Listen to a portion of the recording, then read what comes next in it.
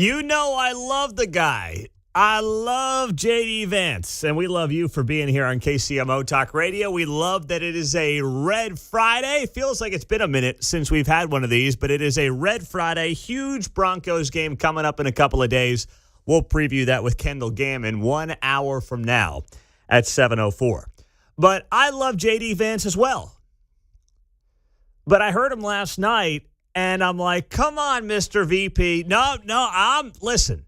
I will buy a lot from you guys. But when we're talking about the cost of living, and that has been top of mind on so many discussions this week, when we talk about the cost of housing, which has been top of mind this week, as you've had ideas floated out there like rollover mortgages, you've had ideas like 50-year mortgages, you've had all these things coming to the forefront this week. I hear J.D. Vance last night on Fox News talking about the housing crisis and say this. There's another component of this, Sean, which to me is maybe the most important because I care so much about our young people being able to afford a good life. A lot of young people are saying housing is way too expensive. Why is that? Because we flooded the country with 30 million illegal immigrants who were taking houses that ought by right go to American citizens. And at the same time, we weren't building enough new houses to begin with, even for the population that we had. So what we're doing is trying to make it easier to build houses, trying to make it easier to build factories and things like that so that people have good jobs. We're also getting all of those illegal aliens out of our country, and you're already seeing it start to pay some dividends. Come on, bro. You got to be kidding me. Come on, man. So which one is it? I mean, they got to get their story straight here. Do we have to deport illegal aliens because they are basically reliant on the state? Or are they all fully approved for 30-year mortgages and soaking up all the $200,000 housing stock around the country? I mean, which one is it? Because it can't be both. Now, I lean to the former than the latter. And this is not about the immigration policy of the administration. I, by and large, agree with the immigration policy of the administration. But the reason that a young couple that's 30 years old, married, household income, let's say they both work, $125,000, $150,000, trying to get into a home for $350,000 or something like that. The reason that they're having issues right now, the reason that they're getting squeezed, the reason that they can't afford the house has nothing to do with Jose, who came across the border during Joe Biden's 4 years in office, and the other 10, 15 million like him who, frankly, are barely getting ahead. You know, they're not the ones beating out that couple for the starter home in Overland Park this morning. I promise you that's not the case. Now, if there's an impact on housing because of tens of millions of illegal aliens in the country, it would be in your multifamily, lower income neighborhoods. That's where that would be an impact. That has nothing to do with people who are trying to buy a home for the first time, who might have a 10%, 15%, dare I say, 20% down payment on that home. That's not why they're losing out. Come on. I mean, they've got to get their story straight. They've got to get their messaging right, and that's the broader conversation here. GOP doesn't really have messaging on this issue. What they can say is, listen, we inherited a tough situation. It was not going to get fixed overnight. Here are the things that we want to work on for housing. Here's the stuff we want to work on for grocery prices. And if you give us a little time, we believe these policies will work out. But they're pointing fingers at different groups on different days. I don't think they're being all that honest about what's going on. In some cases, they're whistling past the graveyard, people saying it's the greatest economy ever, everything's awesome, if it's all hunky-dory, life is good. And it's like, no, people are still hurting. So acknowledging that first and foremost is an important point. And then just being intellectually honest matters as well. And that's not what I got last night. Bringing affordability to millennials and Gen Z is a critical thing to do for their political future, because if not, here's what's going to happen. You are going to get far left grifters on the national stage like Mom Donnie Light and people like that, and they'll show up with a big smile, and they'll show up with big promises, and people are going to fall for it hook, line, and sinker. That's what's going to happen. Now, what's not going to be popular is maybe more of a free market approach here to all this, which is to say, listen, big government screwed up a lot of stuff the last few years, and it started during COVID. And if you look at most things in your life, the more the government gets involved, the more expensive it gets. I mean, you can look at some of the conversations we've had this week, from housing to food stamps to health insurance. I mean, you can look up and down the list. There's very little evidence to suggest that anything the government actually gets involved in gets cheaper unless the government subsidizes it, which means it's not getting cheaper. It just means the taxpayer's footing the bill. That's all it means. So that's a broader conversation. That's it. I'm not convinced anybody is actually willing to have it right now. 913-408-7957. That's the text line and the studio line here on KCMO Talk Radio, 95.7 FM. And we are streaming this morning on the iHeart and the TuneIn app as well.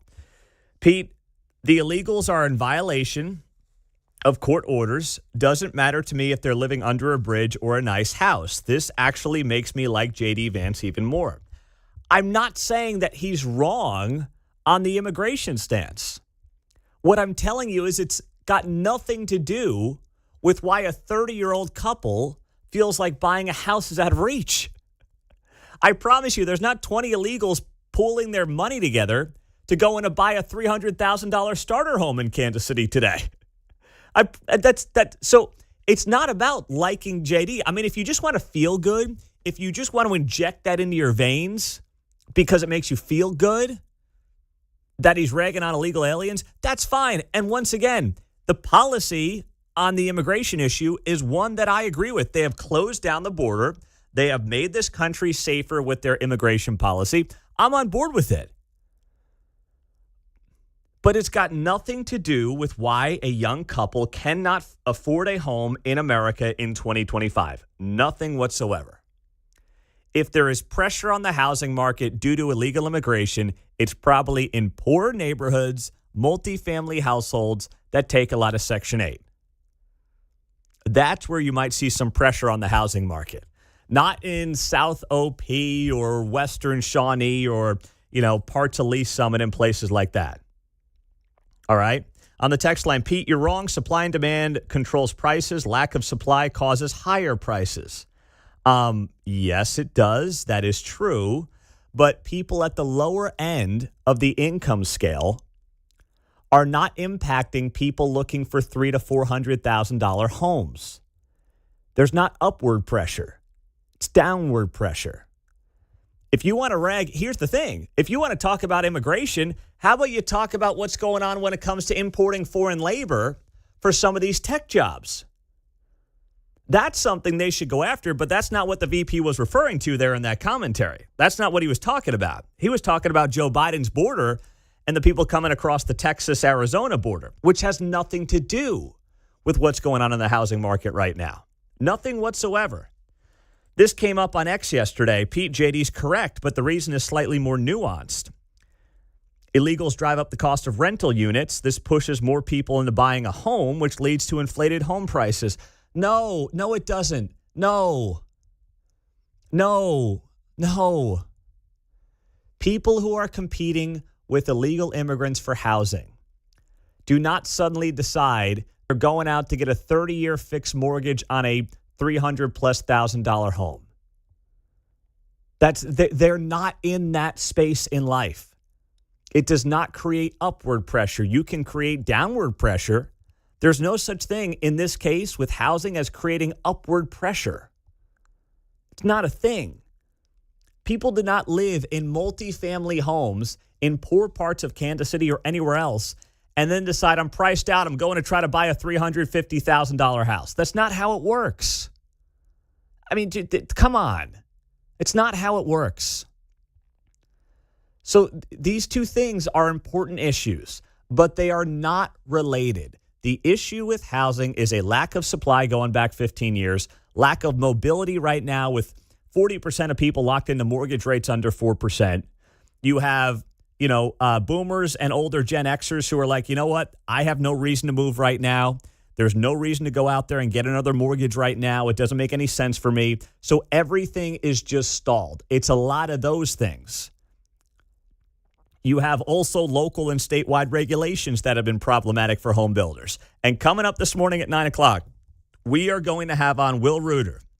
Will is with the Kansas City Homeowners Home Builders Association. He's going to be in studio at 9 o'clock to talk about this and try to figure out how to solve the crisis for Kansas City and also around the country. So do not miss that later this morning. If you do miss it, it will be up on the podcast after the show as well.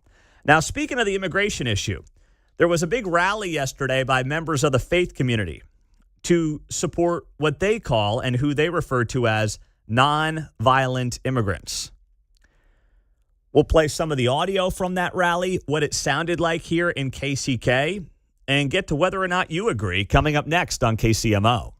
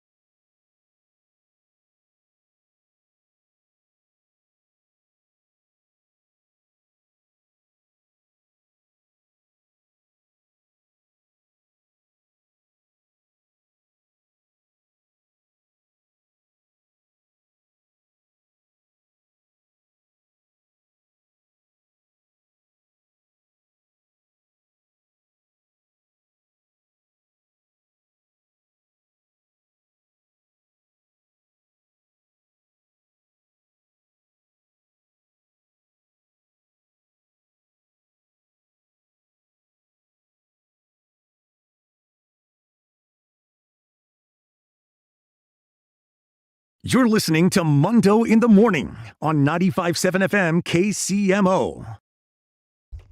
Big rally out in KCK yesterday. Faith communities came together within the Catholic Church. They're calling it One Church, One Family. And what they say they're doing is supporting nonviolent immigrants. Now, they're leaving out the illegal part. Make of this what you want. Here's what it sounded like on KCTV5 yesterday. And I saw this on the 6 o'clock news last night. Live at the Archdiocese of Kansas City in Kansas. Leaders there really sending a big message today, Morgan. Yeah, here they've teamed up with the Diocese of St. Joseph on the Missouri side. Together, they speak to about 300,000 area Catholics on a regular basis. They're calling on everyone to reevaluate what's happening in this country. It's doing more harm than good. Deacon Bill Scholl is calling on believers. I don't know if you read this New Testament and you know about this Jesus guy, but he's pretty concerned about the poor. He's pretty concerned about the oppressed. Scholl led. Now, Bill Scholl is going to be on the show at 8 o'clock this morning. So if you've got a question for Bill, jump on at 913-408-7957. But the idea that to be a believer and a follower of Jesus Christ, you have to be, what, a supporter of wide open borders in the United States of America in 2025? Hey, that's totally disingenuous. It's ridiculous policy. It's not sustainable. We're in an untenable situation. And Bill actually used to be a part of a show on Sunday mornings here on KCMO Talk Radio called Religion on the Line. Remember that, Mark? We canceled the show a couple of years back. I think I helped work at it once or twice. Oh, yeah. I mean, you and I all ran the board a couple of times. We both did that a few times when the board ops were sick or whatnot. Mark or I would have to come in here and run the board. So, I've seen it firsthand. All nice guys. I think that in many political cases, they were way off board. You had Bill.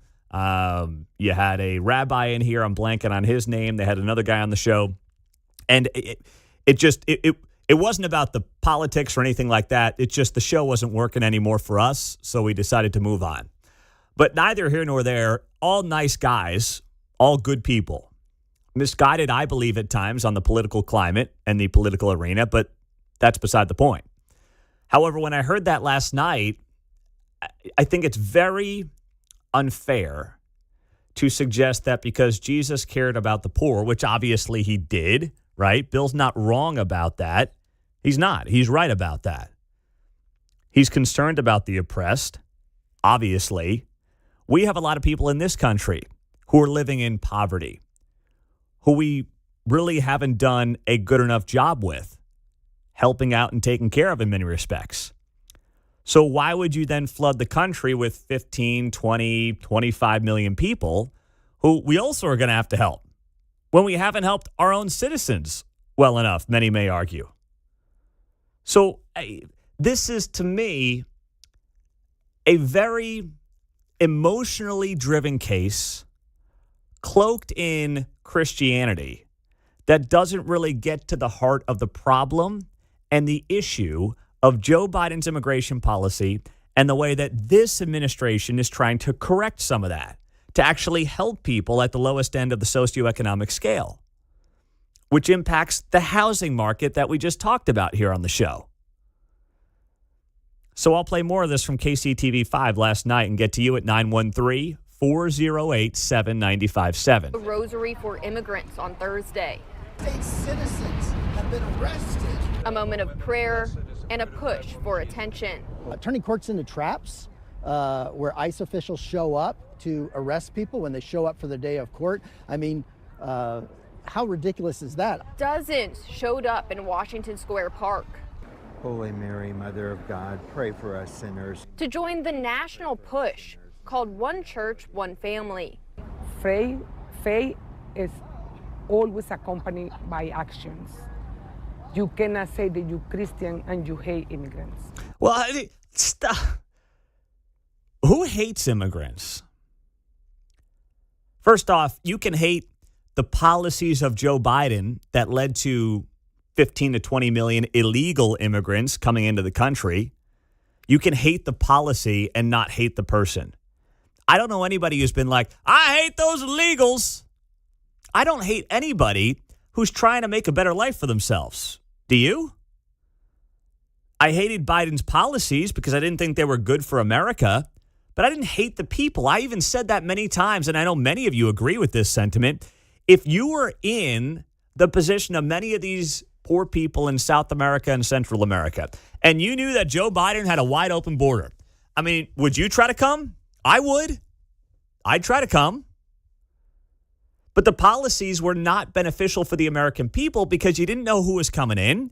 You didn't know what their motivations were. We know that people with bad motivations were able to get into this country, people who want to kill Americans, who do not want to, live the American dream. We know that. That's a fact. Okay, so to look at this and say, well, if you support Trump and support the policies of this administration, you hate immigrants, or you're not a good enough Christian or Catholic, that is a totally emotional argument, not based on actually defending the policy of what is going on. Let's go to Bill. He's in Lawrence. Go ahead, Bill. You're on KCMO.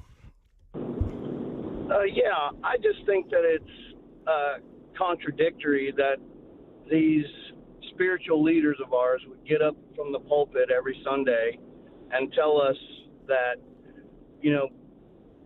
Jesus, God hates the sin, not the sinner, and that he came to earth for all men, and then not be able to differentiate the fact that if you break a law, it doesn't matter the law, but if there's no consequence for the little things, there's no consequence for the bigger things. And this is how we end up with the immigrants that are here, and they have 15 felony convictions, and they're still out raping and murdering children in our country.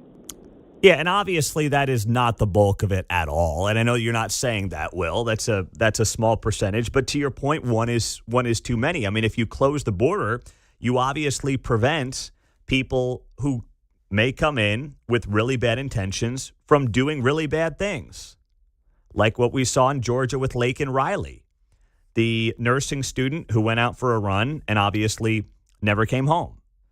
Now, that is a small percentage, to be clear, but it doesn't matter. You still have to be a country of laws and protect your own people first.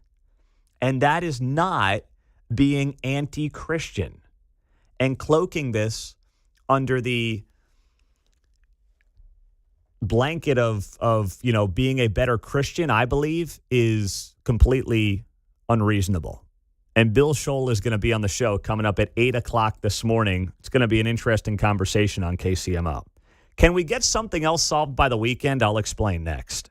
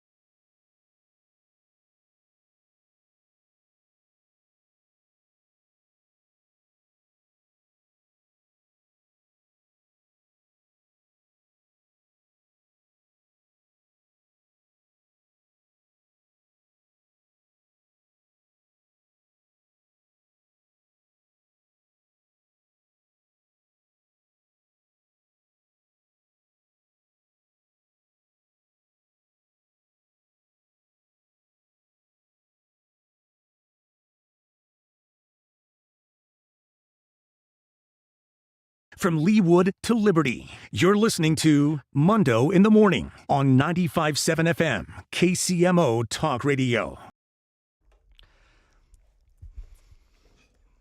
We got to fix this. I don't know when it's going to happen, but doesn't look like it's going to be by the weekend. I'll get to this story coming up here in a couple of minutes. We were just wrapping up the story. There was a big rally in KCK, Catholic communities and churches coming together to protest President Trump and the administration's immigration policy.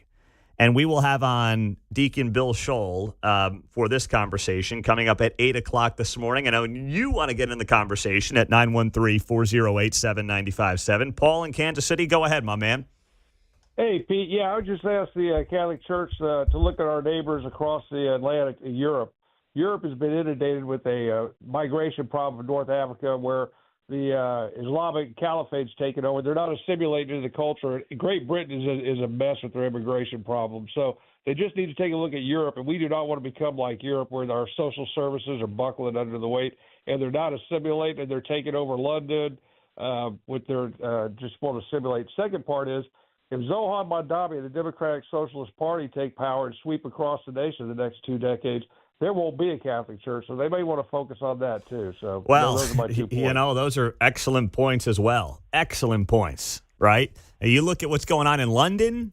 You look at New York City right here. You're absolutely right about that, Paul. It's a great point. Hey, have a good weekend, Pete. Go Chiefs. Thanks, my man. Have a great weekend. Yes, happy Red Friday and go Chiefs. Mark in Independence, what's up? Yeah, I grew up Catholic, altar boy, Catholic school. I got several things to say about the churches, and I go to church, but let me tell you, if you don't follow the practices, traditions of the Catholic Church and canon law, you'll basically be asked to go to another church. Same goes for the other churches if you don't follow their policies and interpretations of the Bible. Also, the Catholic Church during the Crusades led the wars against Islam from taking over the Western world and doing away with Christianity. So I think a lot of these people protesting need to learn their history. And I don't want to hear some priest acting holier than thou about we shouldn't enforce the law. Why don't they open up their churches, their front doors, and just let everybody pile in, including there at the Vatican? Other than that, I think they ought to shut up. There you go. There you go. All right. Tell me how you really feel, Mark. Happy Friday, brother. Hey, thank you, Bubba. Bye-bye. You just call me Bubba. I don't mind that. On the text line, Pete, England is ruined. It is done. Yeah, you're right about that. It is in a world of hurt. World of hurt. You're right. No doubt about it. 913-408-7957. Now, this is a good point on the text line. Pete, since when is allowing drugs, disease, crime, and child trafficking into our country the Christian thing to do? That's so true, because the bad border policies and immigration policies of the last administration resulted in major child trafficking rings being set up all over the country. There are hundreds of thousands of missing kids in America right now because of the last administration's immigration policies. Is that the Christian thing to do? Are they having a better life today? It's an excellent point on the text line, and I'm glad you brought that up. I'm so glad you brought that up. And it's something that has to get more discussion here going forward. You're right about that. 913-408-7957. Terry in Topeka. Go ahead, Terry. Hey, Pete, this is Terry in Topeka. Yep.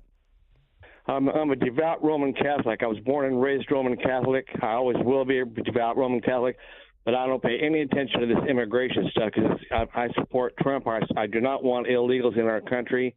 And as far as my religion and all that stuff, is none of the churches, none of my personal business with the church. I pay my dues. I do everything with the Catholic Church. My kids go to Catholic school. But their stand on immigration to me is a complete violation of our national requirements. So how do you balance that? I mean, God bless you, man.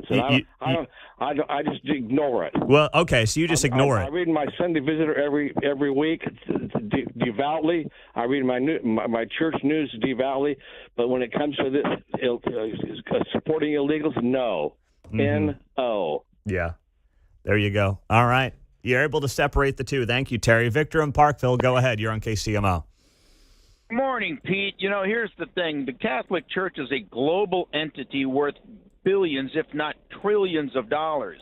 Instead of focusing on our government and the United States citizens supporting illegal immigrants here that have broken the law, why don't they focus their energies on the illegals while they're actually in their native country, in the country of their origin? Why don't they work on the charity where they're from so they don't have to cross all those thousands of miles and danger and deal with all that stuff to get here? Why don't they help them where they live? That is a great point, especially when, to your point there, Victor, as a global operation, when the majority of places like South America remains Catholic, right? Absolutely. I mean, that's an excellent point, Victor. Catholicism is big, and around the world. Also, it's very big, evidently, in Africa and also in Southeast Asia, along with other places. But the whole Western Hemisphere is Catholic. There's so much they could do. Instead of putting all that gilded stuff in all these big, beautiful churches, why don't you feed the people? Hey, Victor, that is an excellent, excellent point, and that gets to really the front end of this whole deal. Have a good weekend. You Pete. as well, my man. Billy and Holt, go ahead, Billy. Yes, sir. I'm not a Christian scholar, but I'm pretty sure in Romans they said, or Jesus said, to obey the laws of the land. Yeah. I mean, listen, that is obviously something as well, right? So how do you square those two things, Billy? Just my opinion. From what my take of it is, it was the laws of the land were governed by God. Mm-hmm. So I figure if we're a Christian nation that,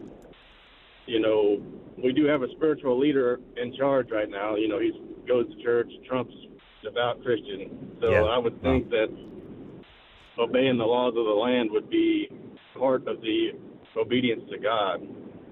Thank you, Billy. The only thing I'll take issue with is I don't know if Trump would even call himself a devout Christian, but he's wondering if he'll get into heaven a couple weeks ago. I mean, I think his eyes have opened up on the issue of faith. I'll just say that about the President of the United States. Last up here, before we get to a different topic, let's go to Steve in KCK. You're right there in the thick of it after the big rally yesterday in KCK, where you had the Archdiocese of KCK teaming up with the Diocese of St. Joseph to expand their message, knocking the administration on their immigration policy. Steve, last word. Go. Wyandotte County's been importing the third world for a long time now. That's why we have a housing crisis. We already got plenty of poor kids. Plus, we already naturalized citizens. America does almost about 1 million people a year. So we do bring people in. We got Afghan refugees, Ukrainian refugees. Now we even got South African refugees. We got refugees from all over the world here. It's about, I voted for Make America Great Again. Not Ukraine, not Israel, not Mexico. I voted to make America great again. Thanks, Pete. Thank you, Steve. Have a good weekend, buddy. I appreciate it. Bill Scholl, deacon with the Archdiocese, he is going to be on the show at 8 o'clock this morning. That is going to be an interesting and fun conversation. Looking forward to it with him. Now, we've got a big weekend ahead coming up when it comes to college football. But, Mark, I don't know if I'm going to be able to watch the games again because this YouTube TV Disney dispute continues on. If you have YouTube TV, you have not had ESPN channels for what is going on 3 weeks now. So I'm going to have to do what I've done the last couple of Saturdays, and that is probably just buy a one-day pass to Sling TV because there's no end in sight for any of this, Mark. No end in sight, man. I thought Trump would figure this out. I know. With the FCC head. I whatever know. His name is. Get Brendan Carr back in the mix here. So if you didn't see this, Disney's stock came in, got killed yesterday. Disney stock did not have a good day yesterday. Dropped from $117 a share to $107 a share. So 8-9% in a single day. And part of that is because of the dispute that's going on right now with YouTube TV. Disney is losing $30 million a week as the YouTube TV blackout drags on.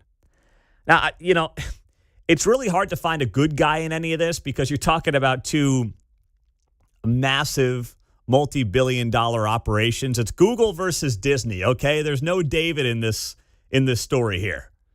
All right? Like, there's no fighting for the little guy here. The little guy is you and me, as we just want to watch a little college football tomorrow, and we're not going to be able to do it.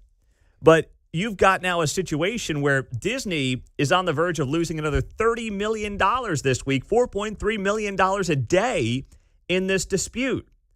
But according to their leaders, they came out with statements yesterday saying, we're not budging. And I'll just say this to ESPN. Be careful what you wish for. A lot of younger sports fans did not grow up with SportsCenter. I did as a millennial. We're probably the last generation that cared about some of the original programming on ESPN like SportsCenter and Around the Horn and PTI. Most people don't care, especially those under 30. They've got to be careful because people may realize, you know what? I can just pirate the game. I'll just buy a one-day Sling TV pass when I want to watch a game. I mean, Monday Night Football, unless the Chiefs are on there, I don't really watch it. The games usually stink. I don't need to see Joe Buck and Troy Aikman. Troy Buck. They become one now anyway. They kind of look alike these days. I don't need to see Troy Buck and Joe Aikman out there. I don't need to see that. So they better be careful, man. They really better be careful because the only thing that's worth watching anymore on ESPN are the games. And if people can find other ways to do it on daily passes and not pay YouTube TV, which then pays ESPN, they might just go down that road. Coming up, the 6 at 6, top 6 stories in the 6 o'clock hour we'll get to next on KCMO.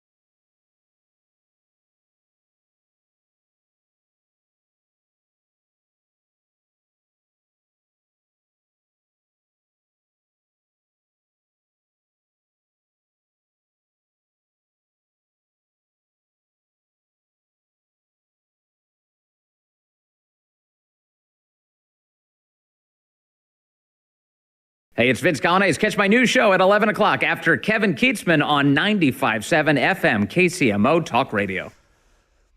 Happy Friday. It's great to have you here on KCMO Talk Radio. It's that time of the morning. It's time for the 6 at 6 on KCMO Talk Radio. Number 1. Well, it's a Red Friday. Let's start there. We haven't had one of these in a couple of weeks. Chiefs were on a bye last week. They lost to the Bills 2 Sundays ago. But now it is full steam ahead on the road against the Denver Broncos. First place Denver Broncos. You know, Mark, 8 years now. Well, we're going on start of year 9 of the show pretty soon. Can't believe it. It's coming up in April.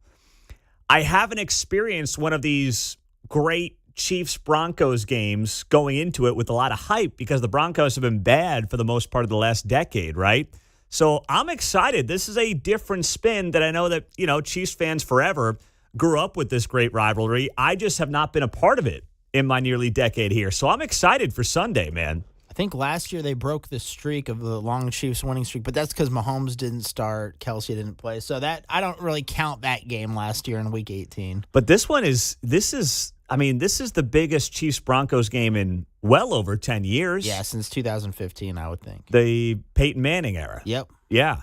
So this is awesome. I mean, this is obviously a long-time great rivalry, and I am excited for this game on Sunday. 3:25 kick in Denver, Mile High Stadium. And just so you know, some injury news that came out yesterday from the Chiefs.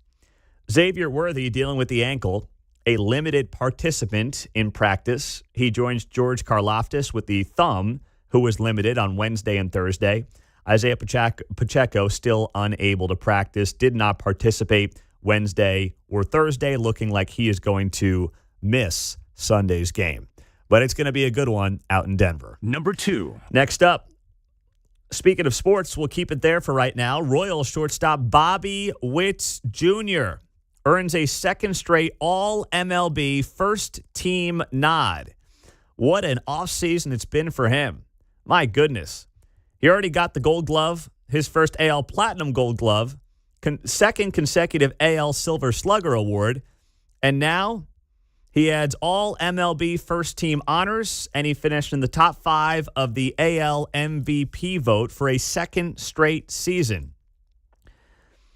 Who won it? Aaron Judge of the New York Yankees, and in the National League, it was Shohei Ohtani from the LA Dodgers taking those MVP awards. Number 3. Rolling through the 6 at 6, the Steamboat Arabia Museum officially closing in November of 2026 for nearly 35 years. It sat in the historic River Market neighborhood.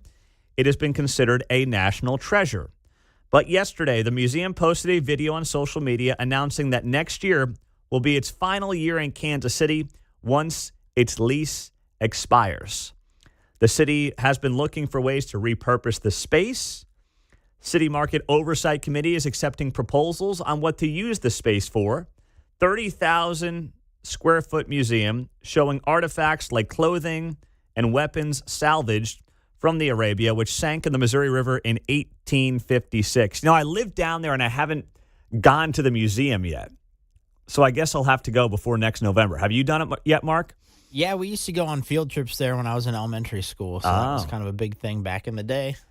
Back in the day. That was before a lot of stuff was built up around KC. So. Well, yeah, I mean, it's been there. You probably did it then in the early years. 35 years it's been opened up. Yep. So you were probably there in the first few years of that, if I'm doing my math right. Yeah. Yep. How about that? All right. Well, we'll have to get there before November of next year. Number 4. In the 6 at 6, we got some new rules. Kansas City approving rules targeting parking lots and other problem properties. Members of the City Council approved new rules designed to improve safety and address problem businesses, parking lots, and public spaces across the country or across the city. They are strengthening the city's ability to respond to complaints and act to improve safety. The ordinance updates the city's chronic nuisance code. Key changes: enhanced response to violent offenses. A single violent offense, when combined with one other qualifying incident within a 6-month period, will now automatically trigger a review by the Neighborhood Services Department. Lower threshold for standard cases. The number of incidents required to classify a property as a chronic nuisance within 180 days has been reduced from 7 to 5.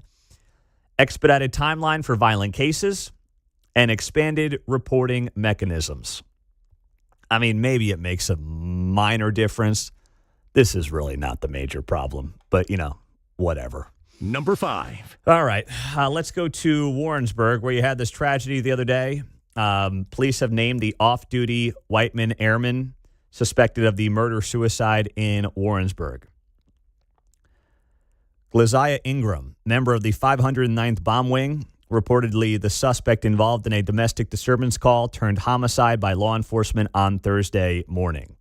So the name has been released. This individual was dealing with PTSD, and he took his own life as well on Wednesday morning in Warrensburg. So a tragedy there, but a name has been shared, and there is a GoFundMe that has been created for the family of the individual involved, as there were 2 kids who were left behind.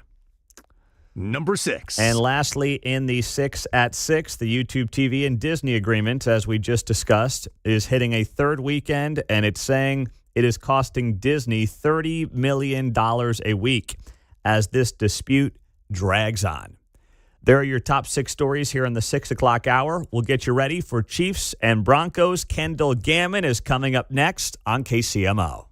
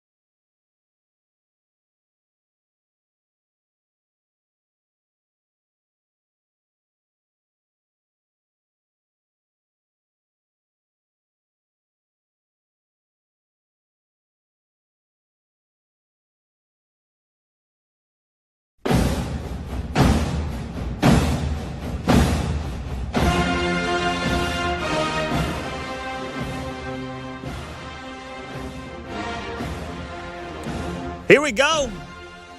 Biggest Chiefs-Broncos game in a decade. Here to break it all down, our Chiefs analyst, Kendall Gammon on 95.7 FM. We are streaming, as always, on the KCMO Talk Radio app. The conversation is brought to you by Xfinity. Sports are unpredictable. The price of your internet should not be. Introducing the 5-year price guarantee. One consistent internet price for 5 years. No annual contracts guaranteed.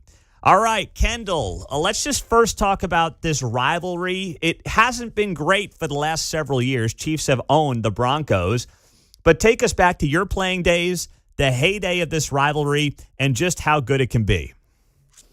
Yeah, I've talked about it before, Pete, and people always would talk to me about Raiders Week, and that was a big deal, but that was really in the past. It was really our rival was Denver. And for the longest time, going up there and winning was just almost impossible. I remember my first year here with the late Gunther Cunningham, and we actually won a game up there, and it was unbelievable. But in general, that's a tough place to play. It always has been, probably always will be. They've got a great fan base as well.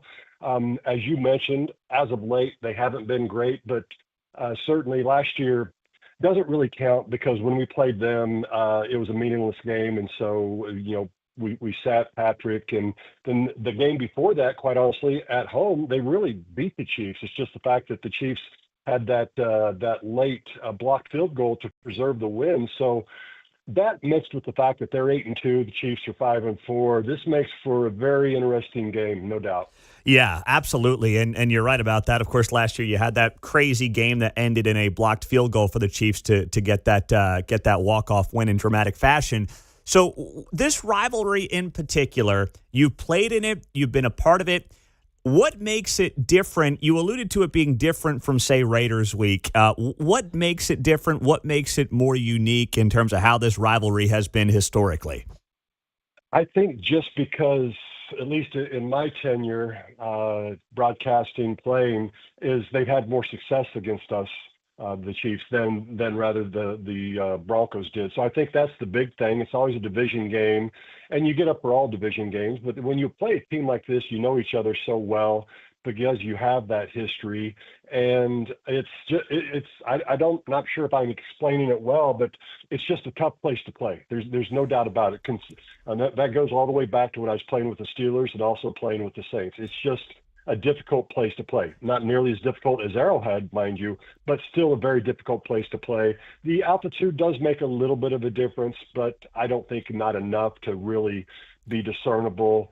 But in general, I keep going back to the fact that this is a rivalry now because they're on the top. They're the division leaders. We're third. We're in unfamiliar territory. Mm-hmm. Yeah, no, you're right. I was going to ask you if the elevation was noticeable, especially, in football where you got to catch your breath there after every play. You're saying it's not that big of a deal, or it's not maybe what it's hyped up to be on that front? I'll say this, it's not what it's hyped up to be, and they certainly try to play at it because they have the altitude up there on a wall as you come out of the locker the visiting team's locker room. They want you to know that and see everything. But I was talking to a good friend of mine, former defensive end for the Chiefs, Eric Hicks, and he talked about it when there were long drives and when you had when you had some long sprints or whatever, you did notice the fact that there was less oxygen, and it really wasn't something you could prepare for because getting there the day before, there's nothing you can do about it. Now, the Chiefs, like always, they have oxygen on the sideline, so if you get a little bit winded, you have that availability. I've never had to deal with it because, quite honestly, I don't think I was physically gifted enough to run fast enough to really get out of breath. So I didn't have to deal with it. All right. Kendall Gammon is joining us. Chiefs Broncos Sunday. It is going to be the big 3:25 late afternoon game. Of course, we'll be watching and following along as the Chiefs try to get back into the division race. So Sean Payton has this defense in particular really humming this year for Denver. Pass rush has been great. How do the Chiefs deal with that?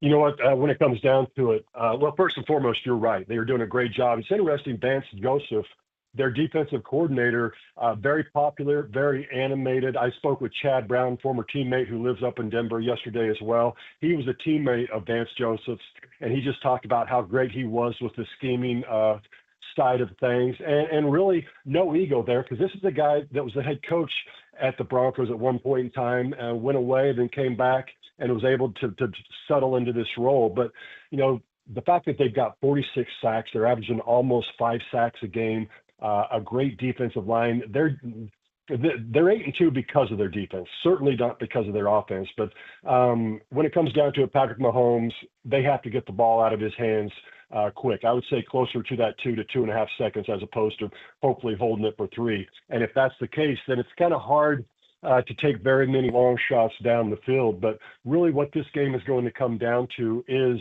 the big guys, like it always does, up front, offensive line and defensive line of both teams. That pass rush, like you noted, and like we just talked about, has been great. But what else from Denver concerns you going into this matchup? Really, that's the main thing, is their defense and how they play. That they don't get to Patrick Mahomes. That they don't force turnovers. That offense by Bo Nix is not. It's just simply, it's not good, especially with them having their running back out and things of that nature. So it's this defense causing turnovers. I think they're the number one scoring defense in the league, or if not, they're well up there. And the combination of having a good pass rush, getting pressures, again, 46 sacks, as I alluded to earlier, along with the good defensive backfield, although they'll be without Patrick Surtain, it looks like, with a pectoral issue. Those two combination makes for a defense that is hard to deal with. And Vance Joseph has been around, again, D coordinator for the Broncos for a long time, and he's having a lot of success with a very good, very athletic defensive front. How about Andy Reid? Incredible success coming off a bye. He is 22-4 as a head coach following bye weeks. What do you credit that to, and why is he so good coming off of the buys, Kendall? Yeah, it's interesting. If it was just 8 or 9 games, you would say, okay, well, we'll see if it evens out. But it's a big enough sample size at 22-4 that there is an advantage. And the fact is, I think he just gets more chances to watch film and come up with schemes and go after things. Obviously, always, the health of the team makes a difference when you have an extra week. And I think this is part of it also, is he gives the guys the whole week off. He says, don't get in trouble, be smart, keep yourself in shape a little bit, do something. But he allows them to get away both physically, which is huge, to get your legs back as much as possible, then mentally also. Then he says, come back and be prepared to work and have the home stretch, the home run. So I think that has a lot to do with it. But I remember a friend of mine who I broadcast with, and he would be in there every week to do some audio with Andy. And on the bye weeks, he would notice that there was discernibly more offensive plays and more colors of things. Like you would have plays written down, and then you would have different colors of what you can do off that play also. So the one formation has more things. And then in the bye week, there would be even more. I would always liken it to Russell Crowe in A Beautiful Mind. He's at the window and he's just drawing things up all over the place. And the more time he has, the more things he's going to draw up. So Andy basically will, in many ways, update the playbook mid-season during the bye week, is what I'm hearing. Yeah, no question about that. That's great. And just come up with things. And that comes from watching more film and seeing where he can exploit the defense side of things. And I say it all the time. He's an offensive savant. I think he's a communication savant also with the players, but offensively, he is really good at what he does.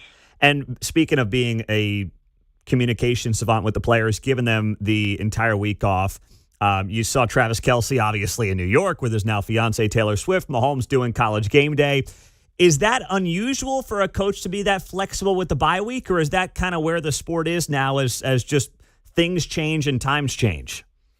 I will say this, Pete. It used to be unusual. I think more and more folks are getting used to it. If you've got maybe some old school coaches, they might keep them in a little bit more. But I remember I was telling the story yesterday to somebody when I was with the Steelers and the Saints. I remember just being happy if we got the off week, we got maybe the Friday off and got a 3-day weekend instead of a 2. So it has definitely changed, and I think they've understood. It goes along with the NFL understanding more now of not only the physical side of things, of how you train people, how you don't overtrain them, how you feed them during the week, but also the mental health. That's so very important as well, and the NFL has finally wised up to that. That's a good point. All right, Kendall. Well, the Chiefs are favored in this game on Sunday. Some might be surprised by that, but they are a favorite going into this game.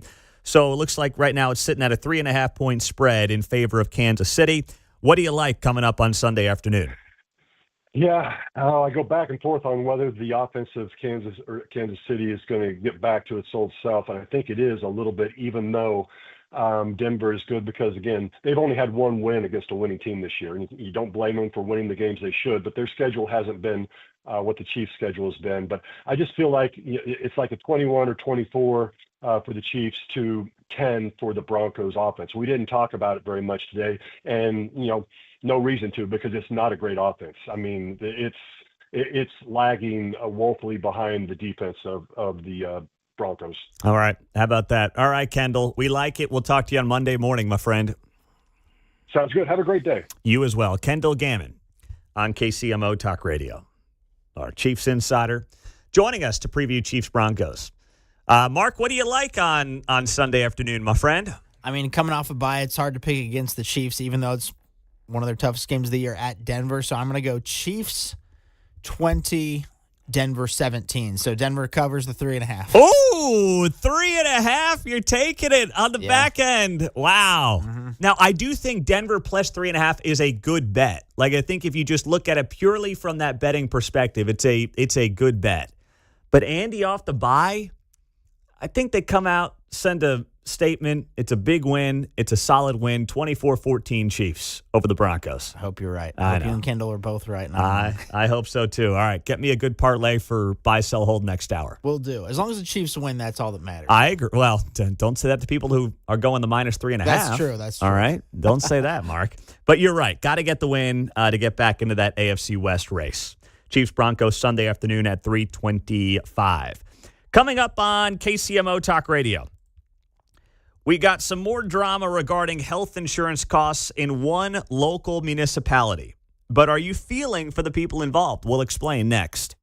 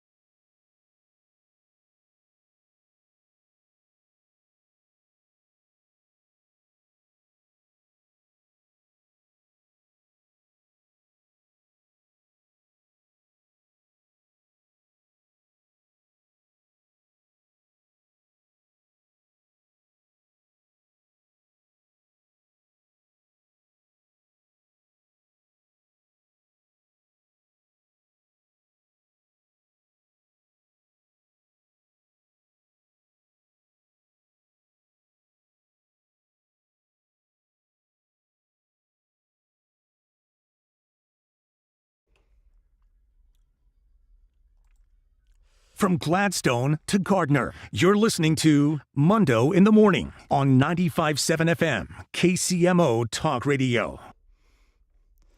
All right, so let's go to Olathe. We've got a lot of attention on health insurance and the cost of premiums. Obviously, it tied into what was going on during the government shutdown, Affordable Care Act premiums, things like that. Well, in Olathe, we shared this story with you a couple of days ago on Wednesday about how they're seeing massive spikes in their premiums for retirees, firefighters, and those who obviously worked for the city of Olathe are seeing big spikes in their premiums.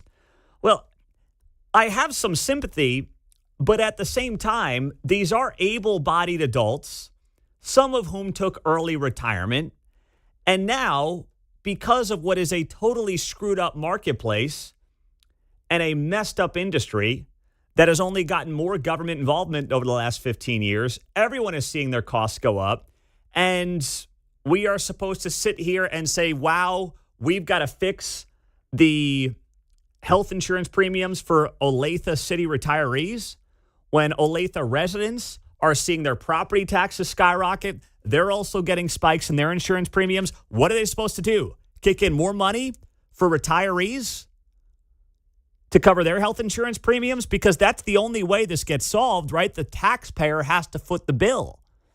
And I'm not willing to go there. I'm not willing to have any interest in going there. Here's what Channel 41 KSHB updated this story with yesterday. Well, retired Olathe Deputy Fire Chief Todd Hart has a plaque on his wall displaying his service of 31 years.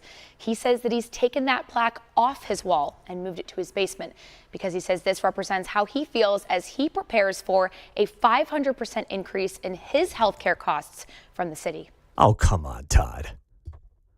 I don't know Todd, but I feel like I know Todd. Really? Are you kidding me? Come on, man. You're going to take the plaque and move it to the basement? I'll show them. I mean, what are we? I mean, that's what my 5-year-old would do. Oh, boy. I moved the plaque. Better not move the plaque. Really? What are we doing here? You're no longer proud of your service because your insurance premiums went up? I mean, is that supposed to make me or anybody else feel like, fine, just raise my property taxes more. I'll cover the bill for you there, Todd.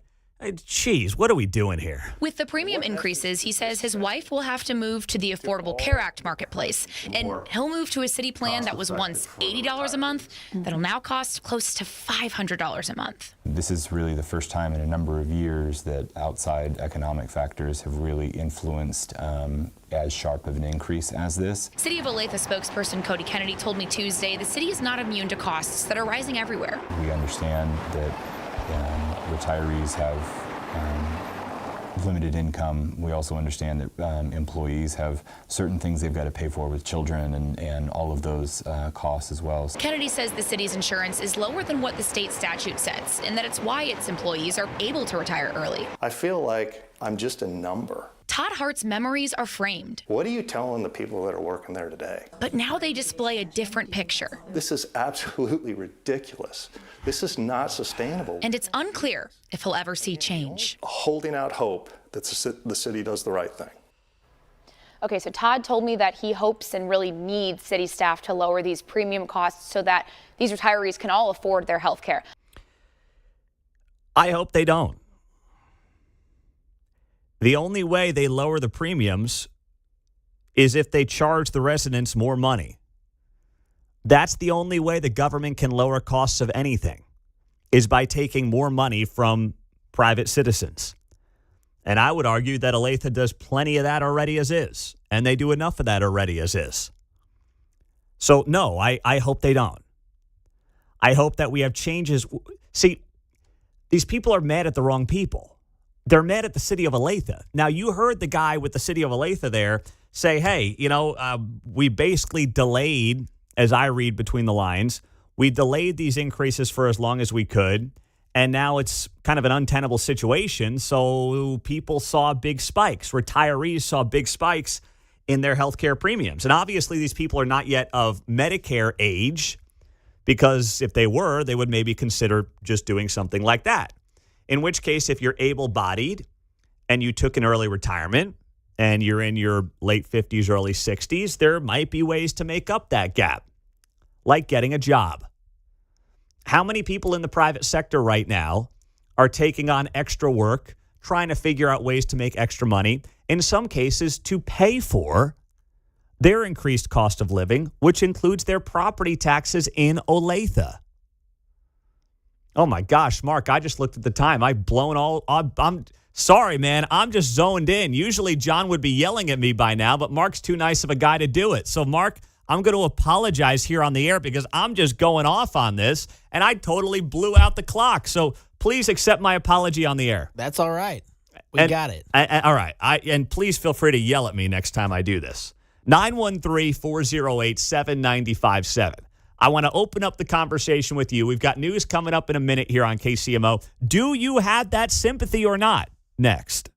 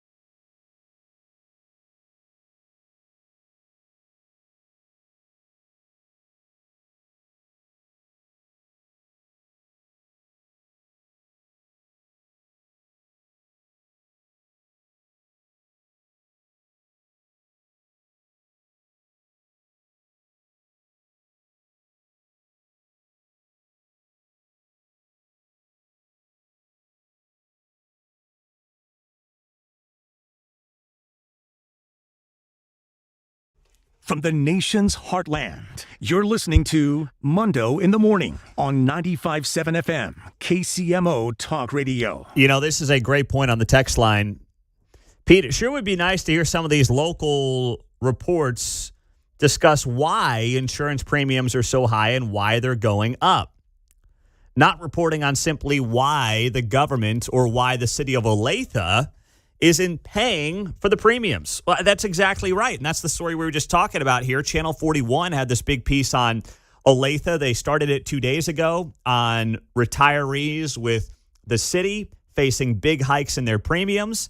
They highlighted this guy who worked for the fire department for 30 years, who is seeing an increase of $80 a month to $500 a month. Now, you know, $500 a month, I hate to say it, that's actually not that bad. 80 was a steal. 500 isn't terrible. I mean, I know plenty of people paying way more than that in high deductible plans and things like that.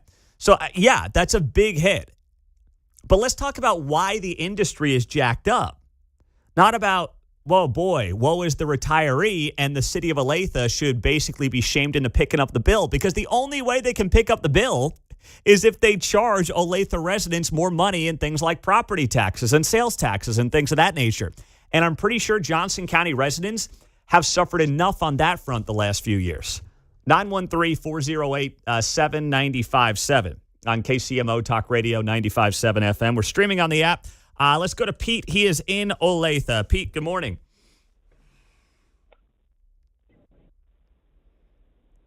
Pete, what's up, buddy? Hi, great show, Pete. Love and enjoy it. Just a point. I agree with you that this is misplaced rage. The Obamacare has really been a train wreck. I recall Speaker Pelosi saying that breathlessly saying we have to sign this bill before we can see it. I suspect she was breathless because she had just called Paul Pelosi and said, "Go, honey, go invest in the Blues, United, Cigna, Ed, and Humana." Yeah, I think you're right about that, Pete. You know, if there's one thing I wish I did over the last 15 years, it's do a better job following Nancy Pelosi's stock trades. But you know what? I can't turn back time. I just can't do it. On the text line, Pete, you're making it sound like bread is going up from $1.29 a loaf to $1.35 a loaf, and everyone's making a big deal over nothing. No, no, that's not. No, come on now. I'm not saying everyone's making a big deal over nothing. I'm saying, what do you do about it? Okay, so Olathe's health insurance premiums are going up for retirees. The why behind it matters, but all they're doing is doing the sob story thing. And the sob story isn't really news, okay? It's not. I mean, if local journalism was serious about news, they would actually figure out the why behind it. Instead, it's like, okay, let's put this retiree from the fire department on the news, talk about how his premiums are going up $400 a month, and how he's mad and he's taking his plaque and he's taking it from the entryway of the house into the basement. And what? And why are we here to begin with? But if they analyze that, if they look into why insurance premiums are up the last decade and a half, and especially over the last couple of years, I don't think many in media are going to like the answer they come to and the conclusion that they come to. 913-408-7957. Eli, Kansas City. What's up, Eli? Hey, Pete, two real quick points. Olathe has mismanaged this in a huge way, and instead of giving incremental increases, we're now on the hook for the fact that they can no longer support the subsidized health care that they provided. This is indicative of everything the government does. Point two, Republicans have been arguing against and fighting against the Affordable Care Act for 15 years, and we have yet to put forward a real plan on what to do about it. This is going to hit us as people's insurance premiums continue to rise, and we look back and we say, what the hell have we done about this? We've done zero. We've had 15 years. We've come up with nothing. I agree. Republicans have, they claim they now have some plan they'll roll out next month. I mean, thanks, guys. It's been a decade and a half. You're right. I mean, part of the reason we are where we are is because the Republicans have had zero answers for any of this. I mean, they tried a mild repeal of Obamacare during Trump's first term. Of course, John McCain put his thumb down, but you can't just blame McCain. It was a very watered down repeal of Obamacare anyway. I don't think it would have made all that big a difference what they were trying to do there. And they've just sat there and basically screamed about how Obamacare's terrible. And they have no plan themselves. They haven't. They claim they have one coming up next month, but, we'll have to wait and see. Christy, good morning. You're on KCMO. Oh, excuse me. Sorry, Christy. Go ahead. Oh, good morning. How are you doing? I'm doing well. How are you? Good. Yeah, I think that we've got an insurance issue, but I also think that we've got a health care issue. I just recently turned 65 and went to visit my pulmonologist down at KU Med and was due for an immunization, a pneumonia shot. And I could have gone to CVS and, no copay or anything, but he said, why don't you just get it here? I said, okay. I got a bill for $2,000 for one shot. And so I called Medicare, and they said, well, it's a shot that's, a normal shot, so we'll pay for it. I said, that's not the point. $2,000 is a ridiculous price. I called KU Med, and the answer in their billing department was, we charge what all of the other hospitals, so St. Luke's and, some of the other ones, some of the other big ones down there that she named off, and she said, that is what the going price for a pneumonia vaccine is, and so that's what we charge. And that is crazy. I called my supplemental insurance, and they said, it basically is the healthcare provider that sets those prices. And I just think, we've got an insurance problem. I get that. But if the healthcare providers are going to be jacking their prices up because, hey, everybody else charges $2,000, don't tell me if I can go to CVS and get an immunization for, a small copay or something that really is an immunization that has to charge that much. Yeah. So, I think part of it is that our meds are so much more expensive in this country. But I don't know if that is. Well, that's something that's come up a lot, right? They'll say, well, and people will say, thank you, Christy. The cost of, the medications are sky high. And look at what they do in Europe. Well, basically, all the research, the R&D is all done here. I understand the companies have to make their money back on that. And then what really happens is our technology gets ripped off by other countries, and they put in basically fixed pricing, and it really screws the American companies in large part. So that's something that's, I think, got to be corrected overseas, because basically the rest of the world is freeloading off our R&D. What I see is just an entire system that is so broken, you can't compare prices anywhere. It's not like you're going to call up and say, well, what's it going to cost me if I do this here versus there? I was at the dentist yesterday, and I got a feeling that's eventually going to have to be redone. It's not bad, and they're going to do it, when I go to my next cleaning next year. It's not an immediate deal. But they gave me this, bill to look over, and the cost was going to be $400, and I'm going to owe $75, right?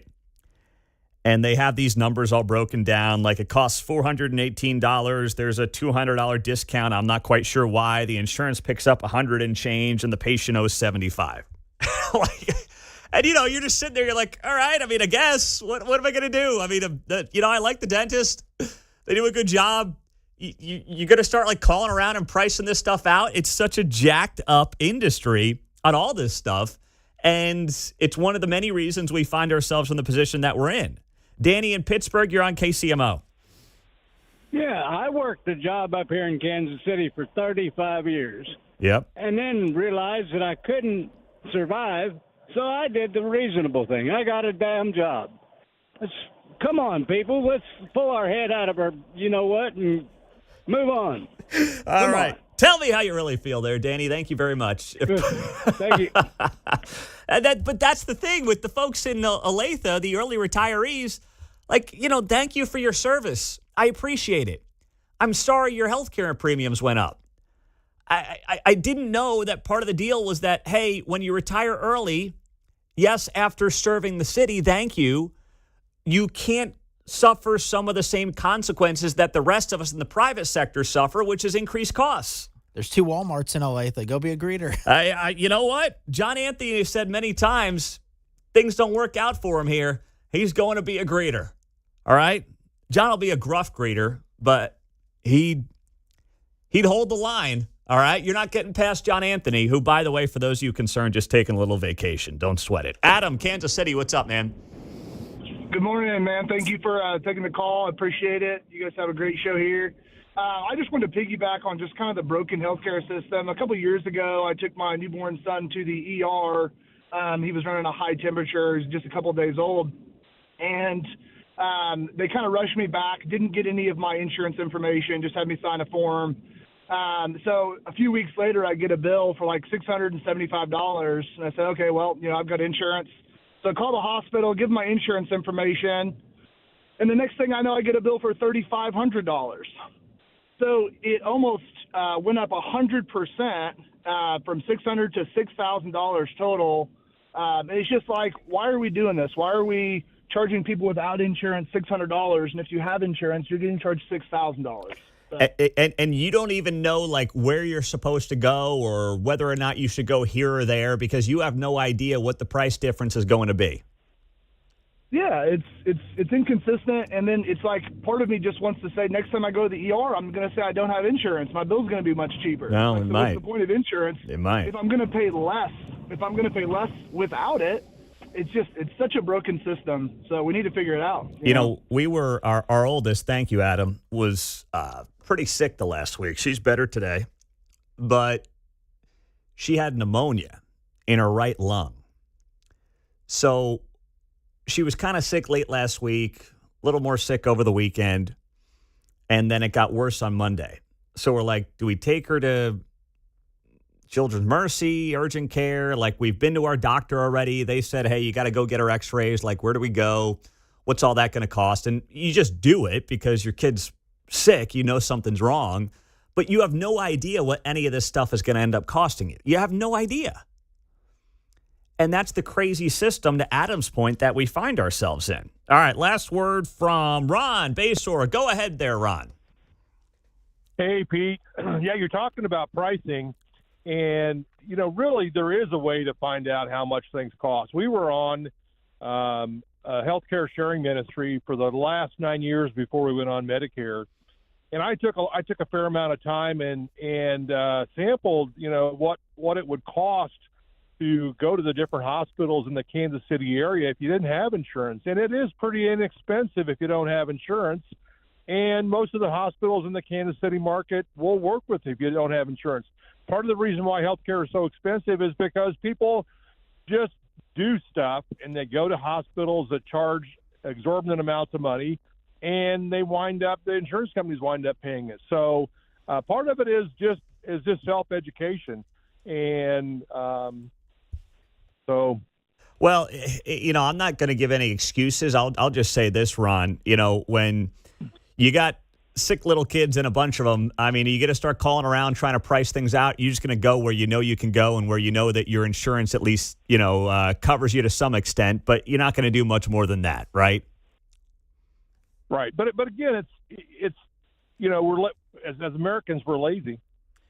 And so, and people think that they have to have insurance. The insurance companies scare you into buying insurance, and then you go in there and you throw your insurance card down, not realizing that it could be 10 times more. I had surgery in Oklahoma City, and the bill was $100,000, and I gave them a charge card, and the no insurance charge was $10,000. The what insurance charge? Basically, the cash amount that they accepted for that $100,000 bill was $10,000. Yeah. Well, where's the other 90? That's the point.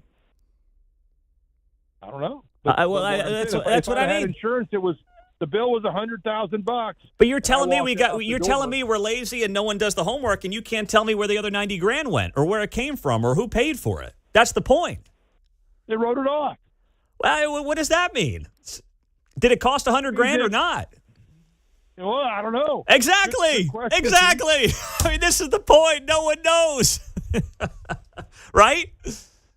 Right. That's what I'm saying.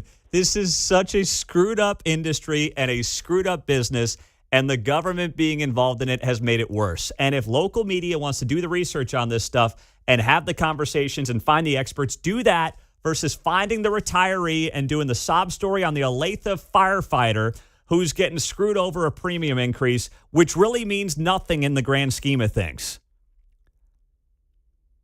As much as I feel bad for the guy. 913-408-7957 is how you join us on KCMO Talk Radio 95.7 FM. Don't worry. Kansas City has a new crime fighting plan. They're on it. We'll tell you about it to wrap up the hour next.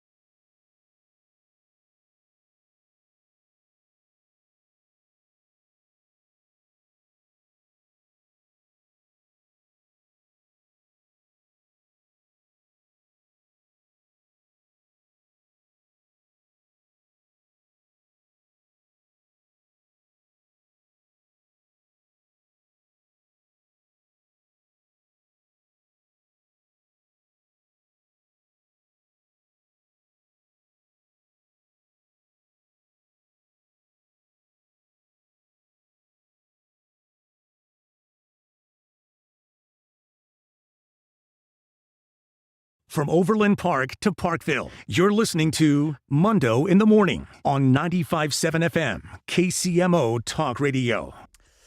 All right, they've got it all fixed in Kansas City. We are looking at a utopia for the foreseeable future because they're going after the parking lots. All right? They approved new rules yesterday at City Council designed to improve safety and address problem businesses, parking lots, and public spaces across Kansas City. They say that the action will strengthen the city's ability to respond to complaints and act to improve safety. The ordinance updates the city's chronic nuisance code. It originally focused on parking lots in the city's entertainment district. The code now includes all problem properties citywide. Enhanced response to violent offenses. A single violent offense, when combined with one other qualifying incident within a 6-month period, will now automatically trigger a review by the Neighborhood Services Department. I mean, this is like, oh, jeez. Oh, my gosh. This is like Orwellian out of 1984. All right, so if you got a couple of violations, which is kind of a gray area as they figure out what exactly would trigger a review, you're going in front of the Neighborhood Services Department. Yeah, that'll definitely be a quick and easy process. Government upon government upon government. We'll lower the threshold for standard cases. The number of incidents required to classify as a property as a chronic nuisance within 180 days has been reduced from 7 to 5. See, this is all feel-good nonsense. So the number of incidents required to classify a property as a chronic nuisance within 180 days used to be 7, now it's 5. So what does that mean? They're only going to flag you if 5 people get killed outside of your liquor store versus 7? Boy, we're bringing down crime. We're really going after them. Expedited timeline for violent cases. Property owners facing violent offense allegations will now have 10 days to develop an abatement plan, a reduction from 30 days. This is a joke. This is a joke. You guys better have that plan back to us in 10 days, said the government, who can't do anything in any reasonable amount of time. But don't worry, reducing that number from 30 to 10 is going to make a big difference. And then the Neighborhood Services Department will use a broader range of reports, including those from the Kansas City Police Department, licensed private security service providers, and the city's multidisciplinary public safety task force when reviewing complaints. I'm just going to bang my head against the wall. That's all I'm going to do here. Just bang my head against the wall. I don't know what else to do. I mean, I'm getting pissed now. I don't know what else to do. I can't figure this stuff out. Just get the worst of the worst criminals, get them off the streets, and focus on building the damn jail. That's it. This is not hard. Don't overcomplicate it. All right, Bill Scholl is going to be here coming up. He is with the Archdiocese in KCK. They are upset with the administration's approach on illegal immigration. This will be an interesting conversation with Bill Scholl coming up next.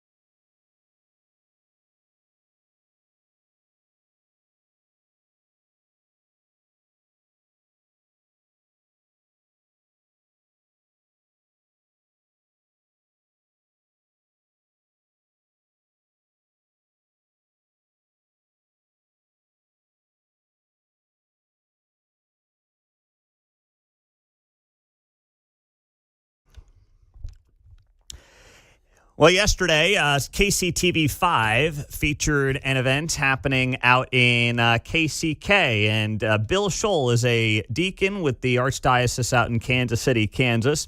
Faith communities coming together to, as KCTV5 reports here, support non-violent immigrants. I'll play some of this report from KCTV5, and then we'll welcome Bill Scholl on the show. Live at the Archdiocese of Kansas City in Kansas, leaders there really sending a big message today, Morgan.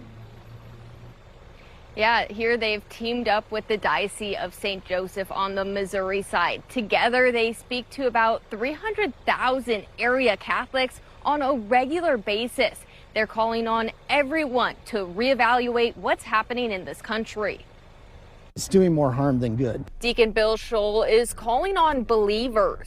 I don't know if you read this New Testament and you know about this Jesus guy, but he's pretty concerned about the poor. He's pretty concerned about the oppressed. Scholl led a So that was Bill Scholl. He now joins us on 95.7 FM. Bill, good morning. It's great to have you here on the show as always. Appreciate your time. So what's the main message you're trying to get across here as it relates to immigration policy in America? Yeah, the time has come for us to stop pursuing an enforcement-only approach to addressing the problem of undocumented immigrants in our country, and to start seriously looking at how can we fix the laws so that decent people who have established families, have established presence in the community, have some kind of means, reasonable means to come out of the legal shadows and get their situation regularized. Right now, we need more judges. We don't need more cops. Right now, federal immigration judges, there's a backlog of over 3 million cases. People who are trying to get their day in court and get their situation legalized are having to wait just an inordinate amount of time. And now, because of recent tactics taken up by ICE, and I don't want to disparage law enforcement officers because I know a lot of them are just doing their jobs and they're trying to keep our community safe. But this tactic of showing up at courts and arresting people, it's very it's somewhat unprecedented, and it's concerning, and it's alarming, and that's why Catholics from the Archdiocese of Kansas City and Kansas, along with Catholics from the Diocese of Kansas City, St. Joe, and Kansas City, Missouri, we gathered at the Immigration Court in Midtown Kansas City, Missouri, to bring some grace into this situation. We came together and we prayed a rosary, and we encouraged people to be court watchers, to be people who would accompany immigrants in these trying times. Do you have concerns in this complicated political climate we are in using the words of Jesus to support an immigration policy in America in 2025 that is very complex and has a lot of gray areas to it? Well, I think we need to stop demonizing each other and actually come together and start speaking. I mean, I think right now one of the problems we're having in this country, and Pete, you do so much, I think, to bring differing voices together on your show. It's one of the things I admire about you. But we're all kind of trapped in our sort of own information news bubble. We're trapped by our algorithms. And so you try to talk about these issues, and it's people who normally, are decent and good, they get very upset. And it's often the situation where it's like, well, you have your facts and I have my facts, and never the twain shall meet. I think one of the problems too is demonizing people who say, well, hey, I'm not so sure we should just be letting so many people in, or I don't know if I'm so sure that we should, allow these people who are not in compliance with the law to just get a free pass. They're demonized and called racist. That's not right. But on the other hand, too, to say, well, the time has come for us to get serious about fixing these broken laws, and we need to temper our justice with mercy. To say that those kinds of people are in league with criminality is also ridiculous. So we need to get away from the diatribe and really just have a discussion. I also think that there's this false narrative that, well, if you're conservative Republican, then you got to be in the MAGA camp and you got to be against immigration and enforcement only. And I just think that's not true. I think this is actually an issue that crosses the aisle. Just a few days ago, right now, our bishops in the United States, they're gathering together. And a few days ago, they issued a special message calling for our nation to get serious about fixing our broken immigration laws and saying national security and reasonable immigration are not mutually exclusive. And that's rather extraordinary. They haven't done that since 2013, and they did so with an overwhelming majority. So my hope is that people who are Christian, who lean conservative, will take a look and go, what's going on? The United States bishops are generally, pretty much about preserving the common good. They tend to lean maybe a little bit conservative, but they're united on this. Maybe I could support this. Maybe this isn't such a liberal thing. And, Pete, I've also been thinking a lot because I listen to your show, and I remember you back in the days when I was on Religion on the Line and all the support you gave us. But, I was thinking that conservatives, if it was any other law and it was any other administration, I think we'd be up in arms about this erosion of due process. I think we'd be concerned that in these immigration raids, that sometimes U.S. citizens actually get arrested. There's been at least 170 cases of American citizens. They are in the wrong place at the wrong time, and even though they have valid ID, they get arrested and detained without the benefit of being able to even get that one phone call. I also think it's concerning that we've mobilized over $75 billion in the big, beautiful bill to increase this police force. And they're taking, it has more of a military feel to me. I mean, they're wearing balaclavas, they're wearing military uniforms, and it just seems like, what happened to Posse Comitas, man? Like what's going to happen when they solve this problem? I mean, are all those guys, where are those guys going to go? I've been talking to some of my conservative friends. Well, let me ask you, Bill, let me just slow you down a little bit because you're saying a lot, but I'm trying to, go back and forth here with you. So Bill Scholl is a deacon at KCK Archdiocese on KCMO. What, at the start of this, you mentioned the U.S. bishops. Do you think the Catholic Church globally should be playing more of a role and can do a better job on looking at some of the things that are happening in other parts of the world, let's say South and Central America, where you have large Catholic populations, to help those folks in their countries that would then not make them as likely to try to break American laws by coming to America the way that they do? Yeah, Yahtzee, Pete. Bingo. Yes, absolutely. So why aren't we calling out the Catholic Church? Well, what do you mean exactly? Well, advocating, or not the bishops advocating for the Catholic Church globally to do a better job in these largely Catholic countries and helping people so they aren't as desperate to come here and break our laws to come into our country. Well,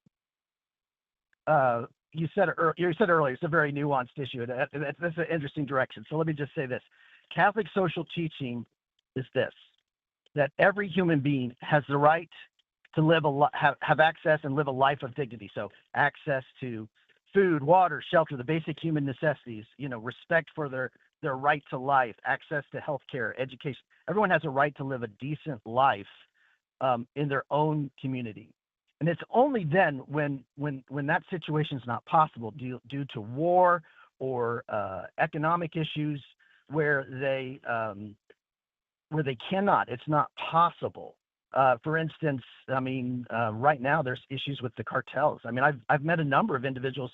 Well, the reason I was immigrating is my family was one of my relatives was kidnapped, and when we got that family member back, we realized it wasn't safe for us to live here anymore.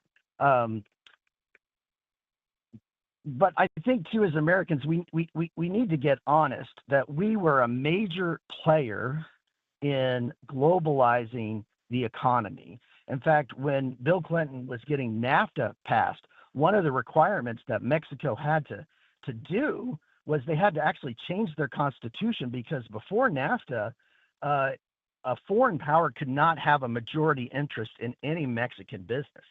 And so that they had to change that And what resulted was, all these people had jobs and were doing okay in their own country. The equivalent of the big box stores came in and put them out of business. So if you're a major player in globalizing capital, you also have to realize there's this attendant reality of globalizing labor. And so I think that's part of the problem too. We need to ask ourselves this question: is the economy for human beings, or are human beings for the economy? In a lot of ways, with these poorer countries, we're taking advantage of them. We're exploiting them, and then we're upset when, because of economic necessity, they do exactly what our ancestors did. I mean, I come from Irish ancestors, right? They came over as a result of the potato famine, and that was another kind of man-made disaster. It didn't have to happen. And so I think the bishops they're in their own country, they are advocating for these things, but it's not an either or type of approach. It's a both and. So it's a both. Does that answer your question? Yeah, I mean, I see what you're going for there. I mean, I'm not sure I'm convinced that NAFTA and American economic policy is the reason that these countries have devolved into places that people are trying to flee. I mean, I don't know if you can come to the conclusion that Central and South America is the way it is because of American policy. It's the way it is because of the people that are running those countries, right? It's got nothing to do with us. Well, they ultimately are responsible, yeah, but I wouldn't say that it's not necessarily, because I think they would disagree when they say that the condition of our country has nothing to do with the United States.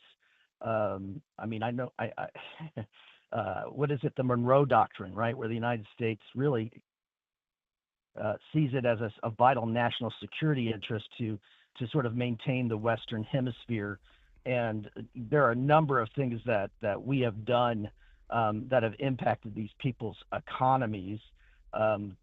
Like, for instance, it used to be that Jamaica, they had a special arrangement with the country of England, where England just bought their bananas from Jamaica. And one of the reasons England was doing that was in atonement kind of for the ways in which they had exploited the country.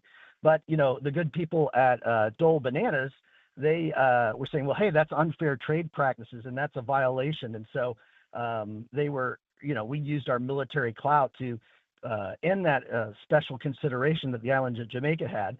And what happened? Well, the Jamaica banana farmers were impoverished by that decision, and the Dole banana companies, they sold way more bananas. And what did it matter to the English people? Well, now their bananas were like 5 cents cheaper. So there's a whole slew, a whole history of where we use our leverage and our privilege to kind of make it almost impossible for these countries to thrive, or our economic decisions kind of made in isolation, not considering the human impact of those decisions, because we're so detached from those. So then what do you think economies. The policy, Yeah. let me ask you, Bill, I got a couple minutes here. Yeah. What should the policy then be of the Catholic Church when it comes to responsible immigration in America, knowing full well, I think you would admit we had a problem under the last administration with illegal immigration, and that not being good for the American citizen by and large? Yeah, I think what the church is saying, I mean, for too long, we've been just allowing the executive branch to sort of de facto make immigration policy. So really what needs to happen is we need to fix the laws. We need and the bishops have been advocating this for 20 plus years of comprehensive immigration reform. And comprehensive means, yes, there is enforcement, but also we give people who are here who don't have a record of criminality.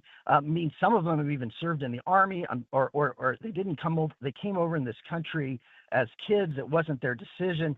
Giving people paths to being here legally. I mean, I think you and I can both agree that if you came over when you were 5, and for all intents and purposes have lived a life as an American. I mean, some of these dreamer kids, they don't even know that they don't have legal status. I mean, some of them are graduated from college and only to find out from their parents, oh, by the way, you don't have legal residence. And so there's a lot of ways we could fix our immigration law, and we need to stop seeing these people as criminals.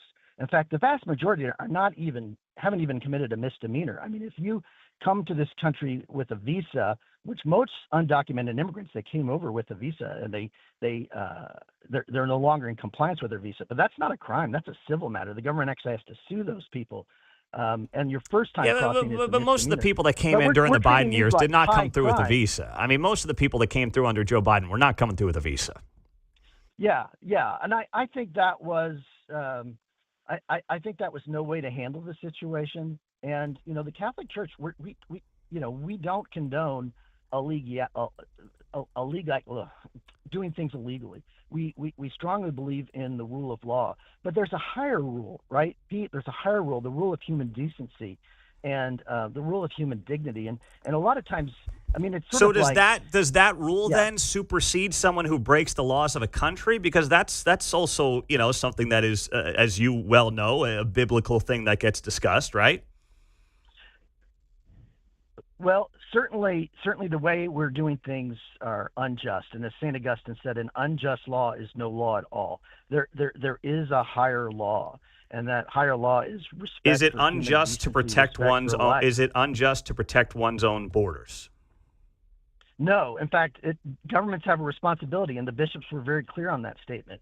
But that doesn't mean that you then have license to just basically mobilize billions and billions of dollars of enforcement. I mean, come on, Pete. If any other federal agency was mobilizing the equivalent of most countries' national defense budget to enforce a law, which in many cases is a misdemeanor violation, we conservatives, we'd be up in arms. I mean, most federal agencies, they take a tactic which is called enforced compliance. So if the federal agency finds out, oh, you're not in compliance with the law, you have 30 to 60 days to get in compliance. So we also, we're trying to stop criminality, but by having all these innocent people, most immigrant households, 85% of them, someone in their family is undocumented. So when you rip that person out of the family, you're hurting Americans. And there's got to be a better way. This isn't an either or thing. And we need to stop treating these people like criminals. And I think, too, we need to stop seeing this as a left-right thing and seeing this as American. Because, yes, as America, one of the things that makes us great is we believe in the rule of law. And everyone is equal under the eyes of the law. No one's above it and no one's below it. But we also are a nation of immigrants. And the two are not mutually exclusive. Legal, though, right, Bill? We agree in the legal immigrant. Well, yeah, people say that, Pete, and I agree with you. But then, when people like things like this, well, all right, these immigrants, they're showing up at court. They're trying to get legal. And you've got ICE agents creating a chilling effect on the process of the rule of law, of the process to, have a trial. Also, too, we're seeing an erosion. I mean, it's been the custom of this nation that everyone got due process. So resident, whether you were a citizen or not, and I got into this debate with my son, like, well, I don't know, should immigrants have the right to due process?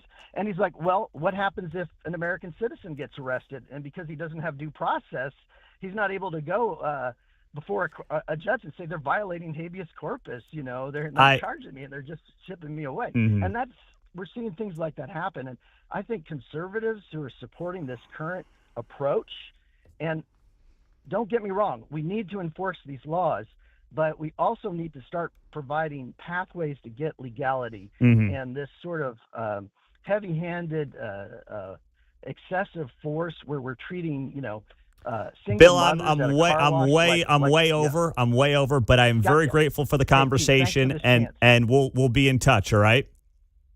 All right. Hey, God bless. You too. Thanks so much. Bill Scholl, Deacon, KCK Archdiocese on KCMO Talk Radio, 913-408-7957.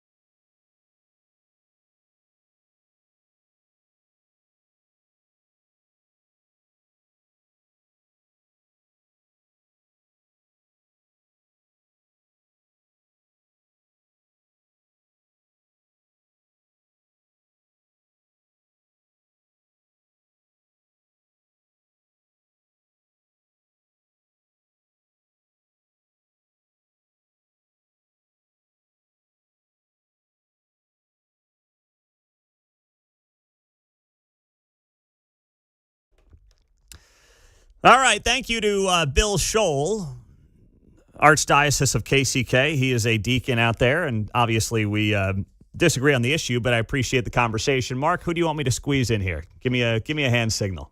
All right. A lot of people chiming in. Let's squeeze in Glenn first in Basehor. Glenn, I got a minute. It's yours.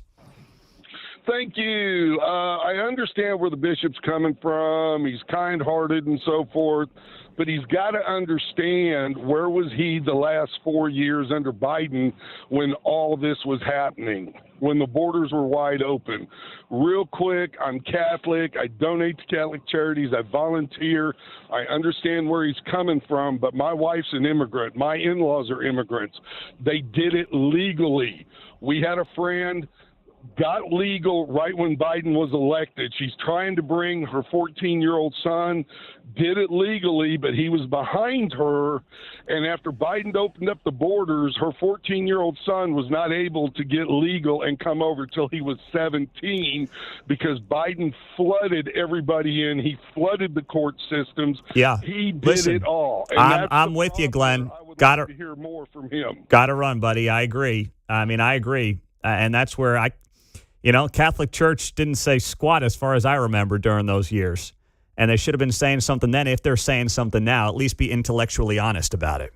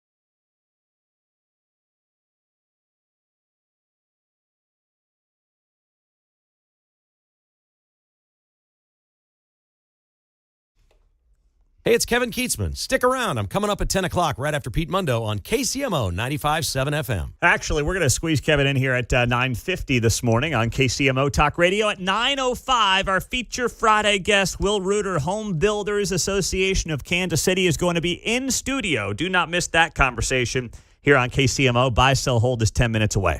So the housing crisis is getting more attention this week. We've had ideas of 50-year mortgages. Not a fan.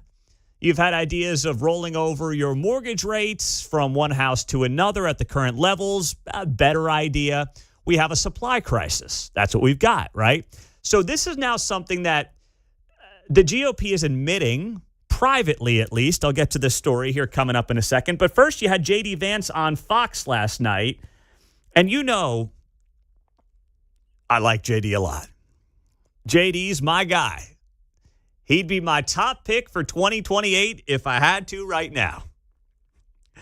But J.D. Vance was tying together a couple of issues that are not actually related when he spoke about the housing crisis last night on Fox, and he said this. There's another component of this, Sean, which to me is maybe the most important because I care so much about our young people being able to afford a good life. A lot of young people are saying housing is way too expensive. Why is that? Because we flooded the country with 30 million illegal immigrants who were taking houses that ought by right go to American citizens. And at the same time, we weren't building enough new houses to begin with, even for the population that we had. So what we're doing is trying to make it easier to build houses, trying to make it easier to build factories and things like that so that people have good jobs. We're also getting all of those illegal aliens out of our country, and you're already seeing it start to pay some dividends.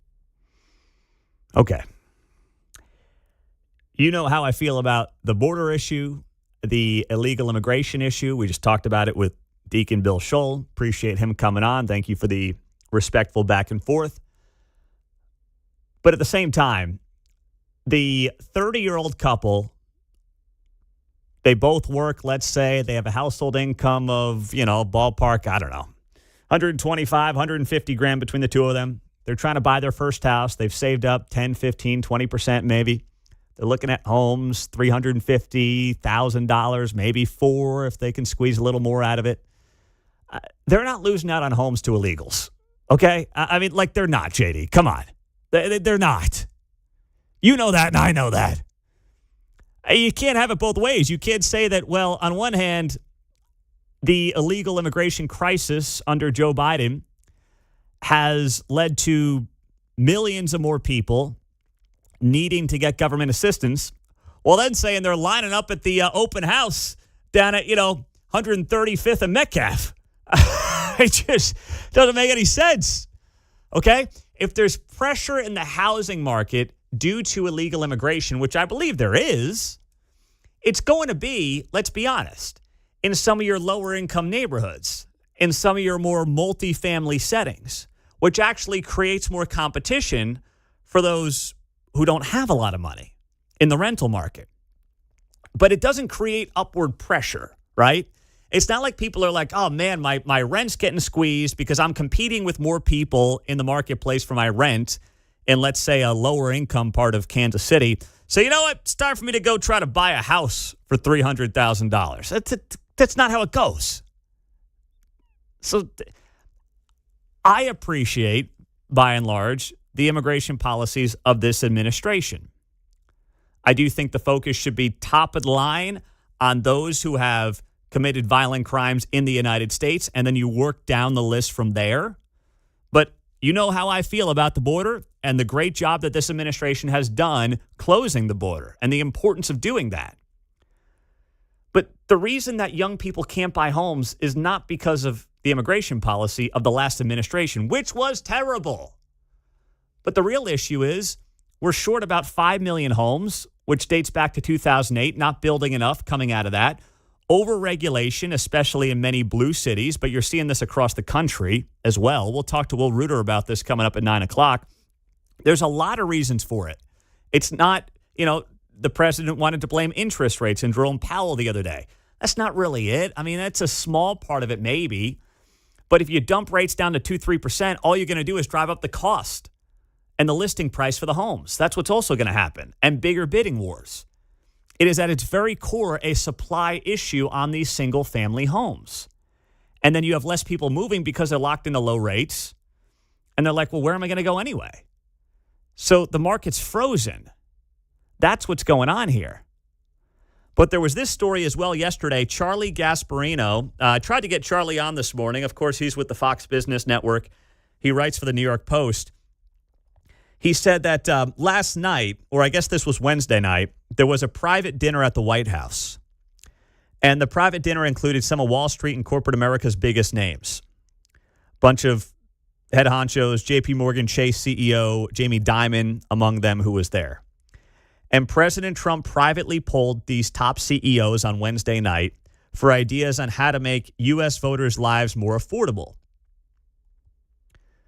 So the president is privately admitting what he's not saying publicly, which is that there still is an affordability crisis.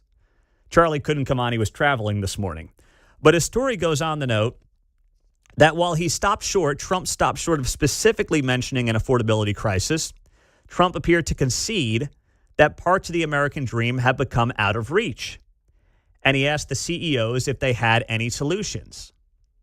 The CEO told Gasparino, quote, Trump spoke a lot about affordability and what we can do from a market perspective to address it.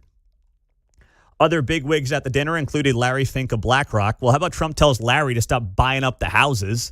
I know it's like 2, 3, 4%. It's not, once again, that's not the biggest issue with affordability, but it doesn't help when you're competing with hedge funds for single-family housing.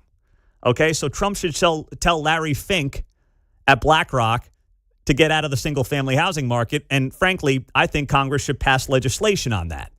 That's not a catch-all. That's not going to solve everything, but every little bit helps. Ted Pick of Morgan Stanley. That's a tough name to go around with. Ted Pick. I just changed my last name to Ted Jones. David Solomon, Goldman Sachs, and some other folks were there as well. Scott Bessent, Treasury Secretary, and Commerce Secretary Howard Lutnick also in attendance. Trump is said to have controlled the room of Wall Street and business heavyweights, sprinkling pitches on his pro-growth economic policies with his trademark charisma and sense of humor. Still, writes Gasparino, Trump raised eyebrows when he blurted out that he believes his economic policies, which include tariffs, could make the U.S. economy grow between 5 and 6%. The CEOs did not confront Trump on his prediction, which is far higher than most optimistic forecasts, but privately, many had doubts given the current economic headwinds. Some in attendance told the Post that even Trump's own economic advisors are skeptical of such growth. Meanwhile, they're concerned about next year's midterms following the recent Democratic gubernatorial wins and Zoran Mondani's election as New York City mayor. So this is a good first step. The president admitting privately to these individuals at this dinner that we've got a hyper-focus on affordability and there still is a problem is that first step, right? The old first step is admitting that you have a problem. And if you do not admit that you have a problem, you're never going to fix the problem. And even if it's private, that's a good first step for the president of the United States. Because if they are going to whistle past the graveyard on affordability, they're going to get smoked next November. And there's going to be a lot of grifters coming from the other side of the aisle that are going to have all these big, grandiose promises, and they're going to promise you everything you could possibly imagine. And it's all going to be a bunch of lies. But when the people in power right now are insisting there's no issue or saying, hey, there's no problem here, well, that just ticks people off even more. So they're going to give the other guys a chance, even if their ideas are totally unreasonable and totally whacked out. Because people are emotional, especially when it comes to the economics of the day. So I'm hopeful that this leads to a more specific and clear plan from the people in charge right now, and that we can get that in the days, weeks, and months to come. Because if not, next November is going to be ugly for them, like it or not. Fair or not, it's going to be ugly for them. Buy, sell, hold is coming up next. We'll address these issues and more with Will Reuter, Home Builders Association of Kansas City, at 9:05 in studio as our Feature Friday guest on KCMO.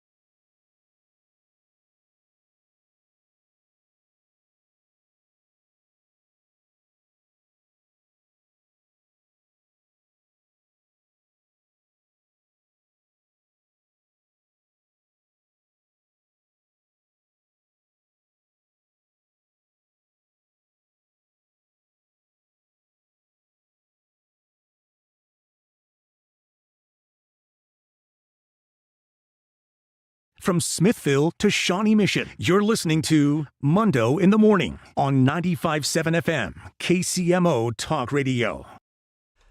All right, it's 8:50. Happy Red Friday. Glad you're here on KCMO Talk Radio. Let's do it. It's time to buy, sell, how about a damn 12 and a half, 15, and hold. All right, Mark, you are in for John. John is just taking a little vacay, getting a little downtime. So what is on the rundown for buy, sell, hold? All right, let's start it out with buy, sell, or hold Trump's latest statement on the Epstein files. All right. Well, I'm seeing this here for the first time. It dropped 25 minutes ago. Let me read it to you, and then I'll answer your buy, sell, hold question. President posting 8:23 this morning. The Democrats are doing everything in their withering power to push the Epstein hoax again, despite the DOJ releasing 50,000 pages of documents in order to deflect from all their bad policies and losses, especially the, all caps, shutdown embarrassment, where their party is in total disarray and has no idea what to do. Some weak Republicans have fallen into their clutches because they are soft and foolish. Epstein was a Democrat. He's the Democrats' problem, not the Republicans' problem. Ask Bill Clinton, Reid Hoffman, and Larry Summers about Epstein. They know all about him. Don't waste your time with Trump. I have a country to run. I want to buy parts of it, and I want to sell parts of it. Can I do that? Hold. Oh, all right, fine. I'm holding it. I'm going to hold it, Mark, because I think he's right to note that, like, this is a very hyper online issue. Most people just want cheaper groceries. Like, they're not thinking about Jeffrey Epstein. He's dead. He's a scumbag who's dead.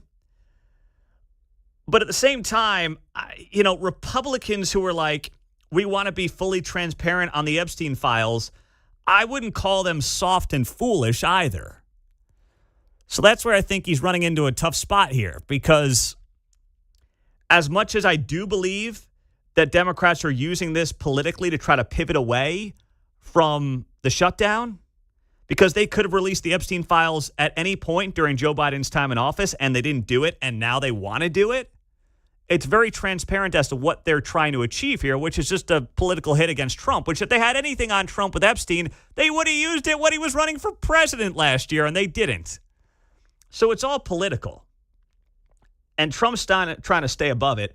I just wish he would actually take the approach that Bill O'Reilly has talked about on the show, which is that we're releasing what we can, but if we put certain things out there, there are innocent people who are going to get dragged into the mud and get called pedophiles completely unfairly. And I understand that that is something that is a fine line to walk. So I'm going to hold it there, Mark. All right. Buy, sell, or hold. YouTube TV and Disney dispute will end at the end of this week. I'm selling that. I think tomorrow is going to have to be my third straight Saturday of watching college football with a daily Sling TV pass, because I've got YouTube TV, and right now I still have none of the ESPN channels, and there's no end in sight. I thought Disney might start caving when their stock price went down 8-9% yesterday, and it was reported they're losing $30 million a week in their dispute with YouTube TV. But then I heard from, and maybe it's just political posturing, but then their CEO, Bob Iger, and some of the other top honchos there at Disney came out and said, we're going to ride this thing out. We're not going to get bullied by YouTube TV. Of course, parent company Google. I don't really take a side on this because there's no little guy. Like, it's two massive multi-billion-dollar mega corporations going at it. So, like, there's no fighting for the little guy here. So I'm not really here to pick sides on it. I just want it to end. But here's where Disney/ESPN has to be careful.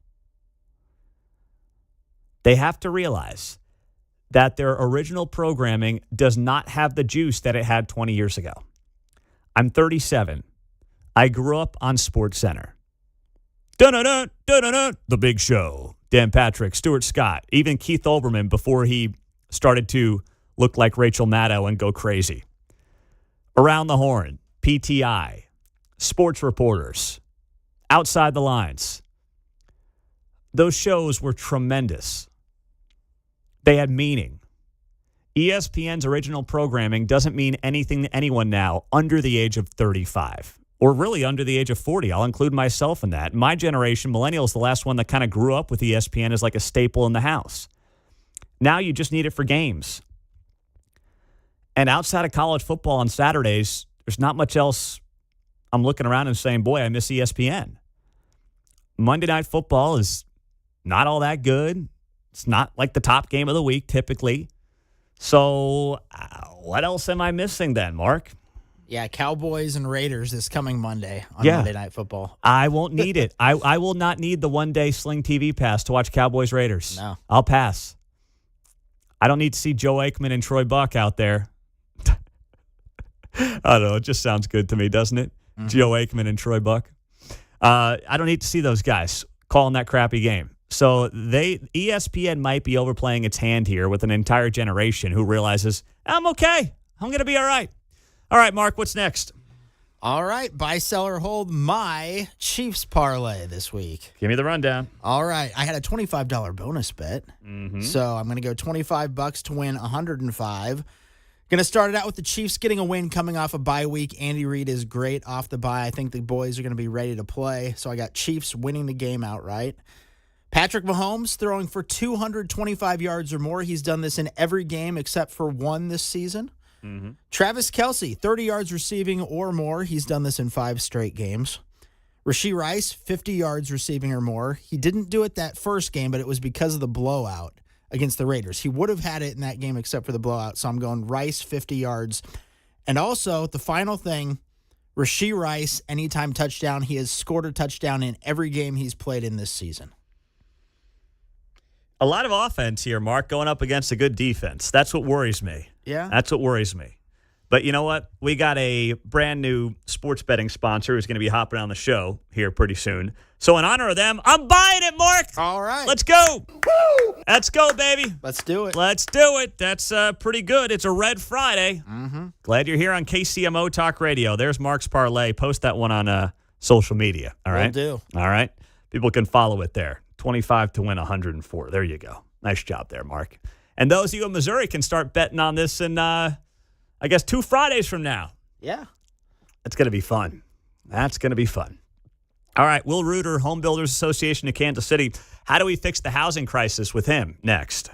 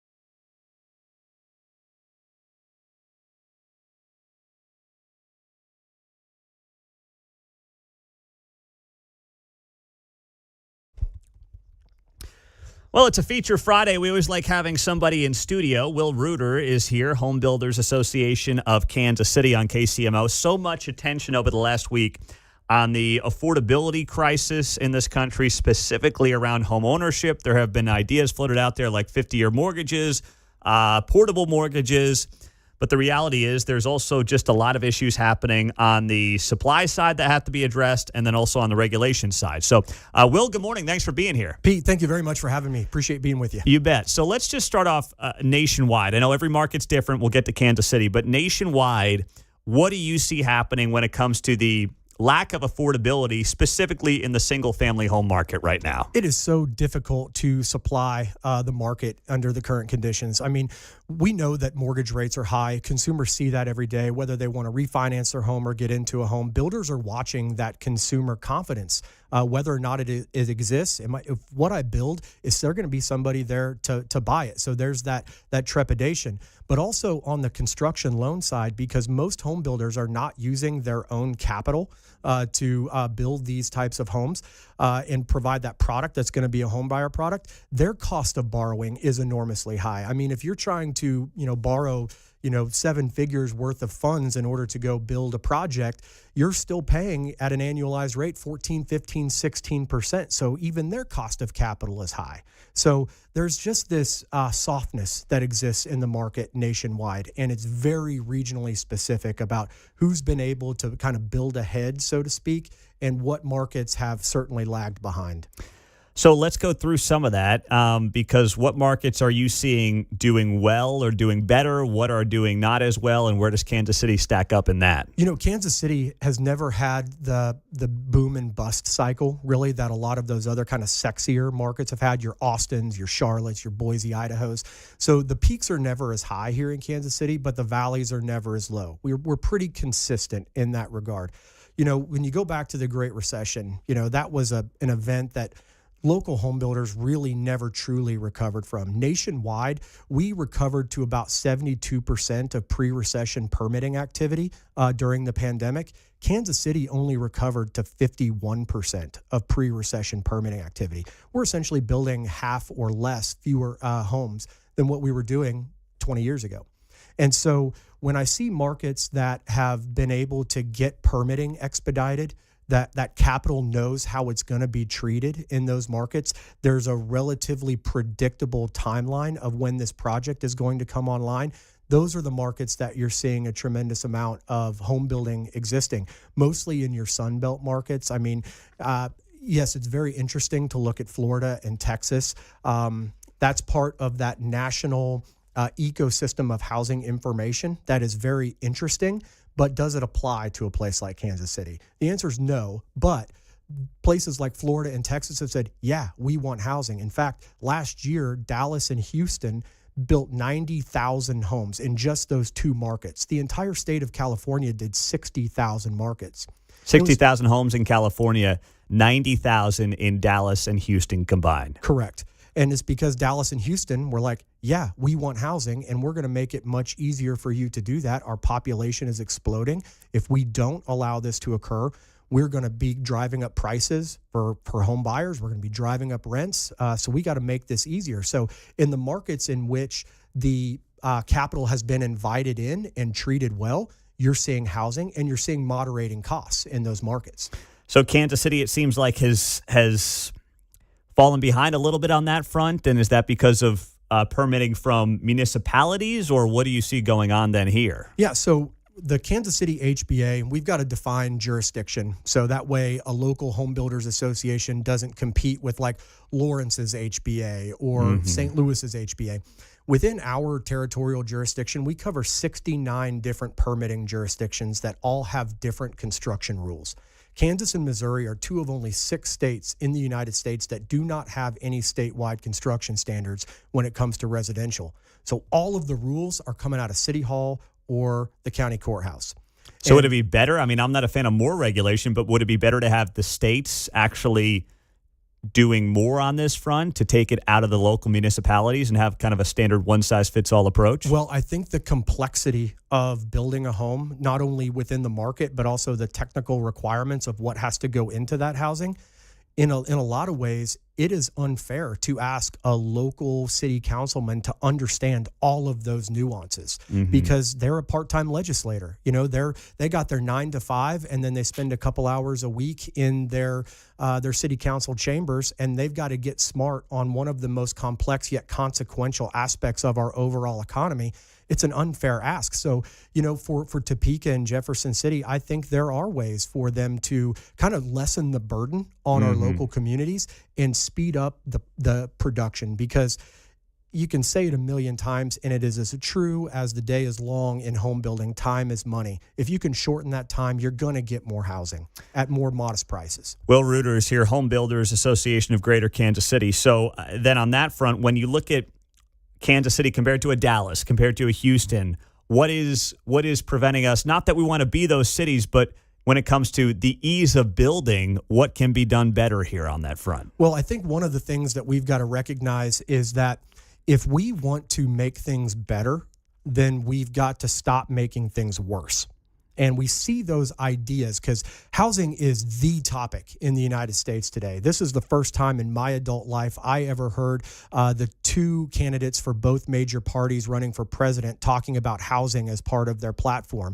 I think housing and overall affordability issues were the major theme in last Tuesday's elections. It is a topic that everyone cares about. So everyone wants to fix it, and that's good. The fact that more people are talking about it is different than at any time in history. I think we've got to make sure we are right-setting expectations, because we don't have the housing market today because of one decision that was made yesterday. It is an aggregate of decisions that were made over decades, but we've got to start improving it now. One example of a self-inflicted wound was Kansas City, Missouri's adoption of the 2021 Energy Code. What we saw in 2023, there were 98 home building companies that pulled single-family permits in the city of Kansas City, Missouri in 2023. In 2024, that number had dwindled to 22. That was a 78% reduction in the number of companies building single-family homes in Kansas City, Missouri in 1 year because of one policy. And it was to chase a talking point, to chase federal dollars. Section 50131 of the Inflation Reduction Act said, hey, here's $1 billion for cities and states to go out and adopt this specific energy code. And so cities coming out of COVID were like, hey, the spigots are still on. Let's go get ours. And they adopted a policy in order to chase those dollars. To my knowledge, those dollars have never been received by the city, but we're living with the housing consequences of it. So what does that mean? Places like Parkville are seeing a 50% increase in permitting activity. It's those builders are realizing my future might not be in Kansas City because the return isn't there for the home buyer. We're not saying in any way, shape, or form that energy efficiency is a bad thing. Quite the contrary. Energy efficiency is a great thing. Spending less on your utility bills is something that every builder strives to provide to their buyer. But when the return outstrips the investment or fails to outstrip the investment, we're looking at 90 plus years it will take to pay back the initial investment for the construction compliance costs in saved utility bills. Wow. So you want to talk about 50-year mortgages?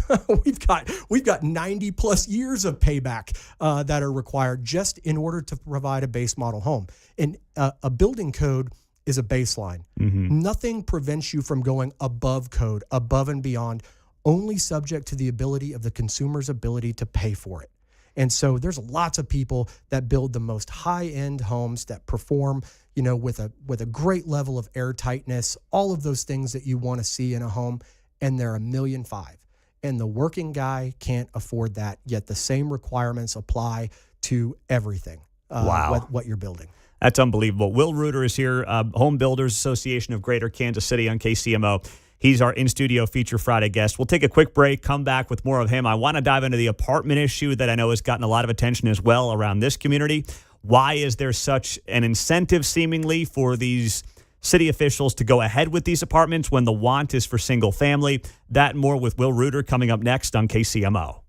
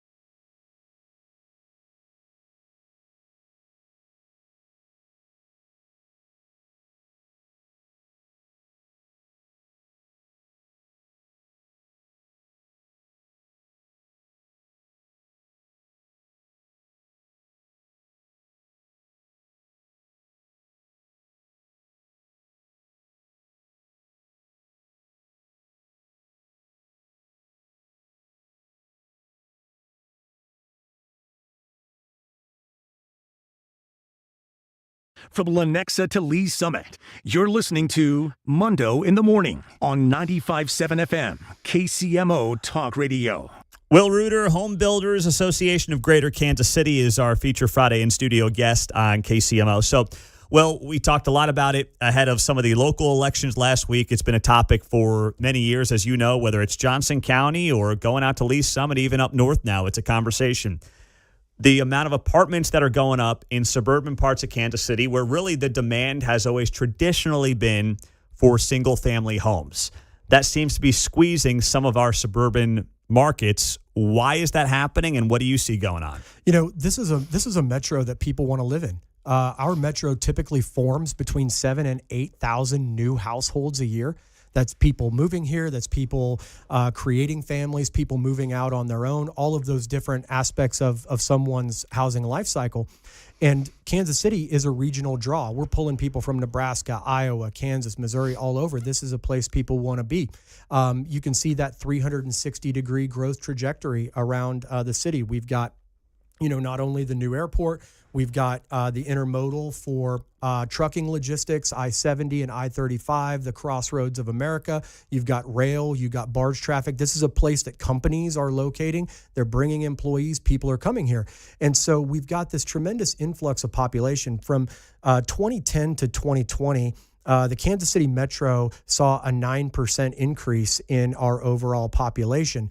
That is 182,000 individuals over that decade. We did not add 182,000 units of housing over that decade, particularly not on the single family side. And so there's a lot of people that are just like, we got to fill the gap. We got to have a place to put people. Returning young professionals who just got, you know, a law degree from KU or they got a business degree from MU, wherever, and they're coming here, and there just isn't enough places for people to live in the places they want to be.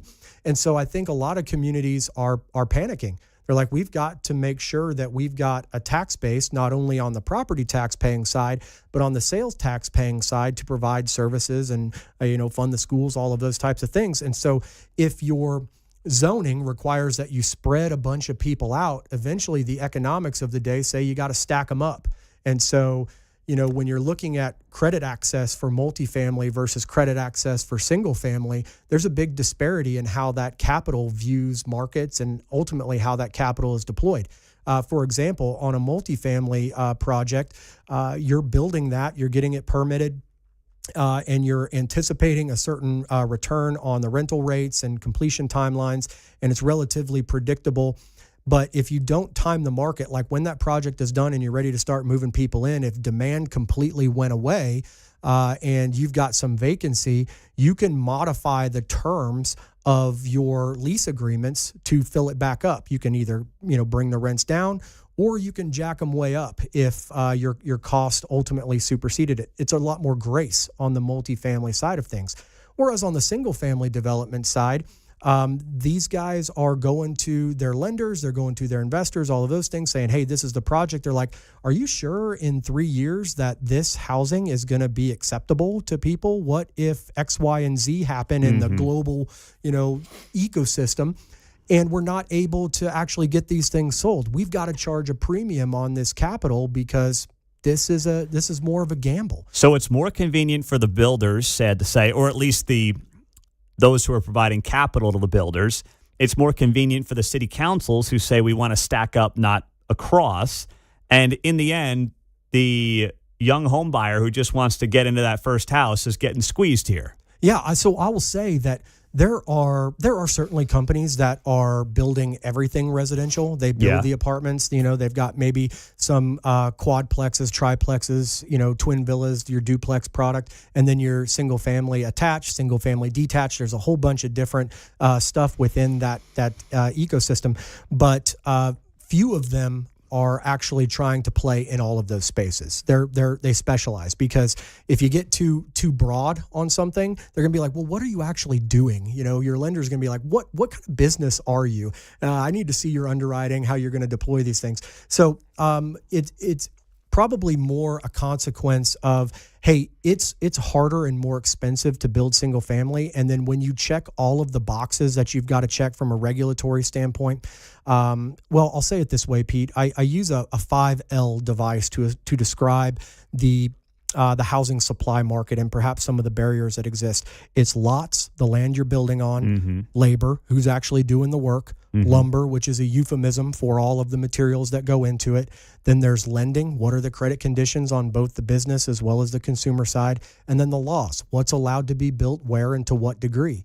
And the confluence of those 5Ls, think about it in Venn diagram format, the overlap is where the market is.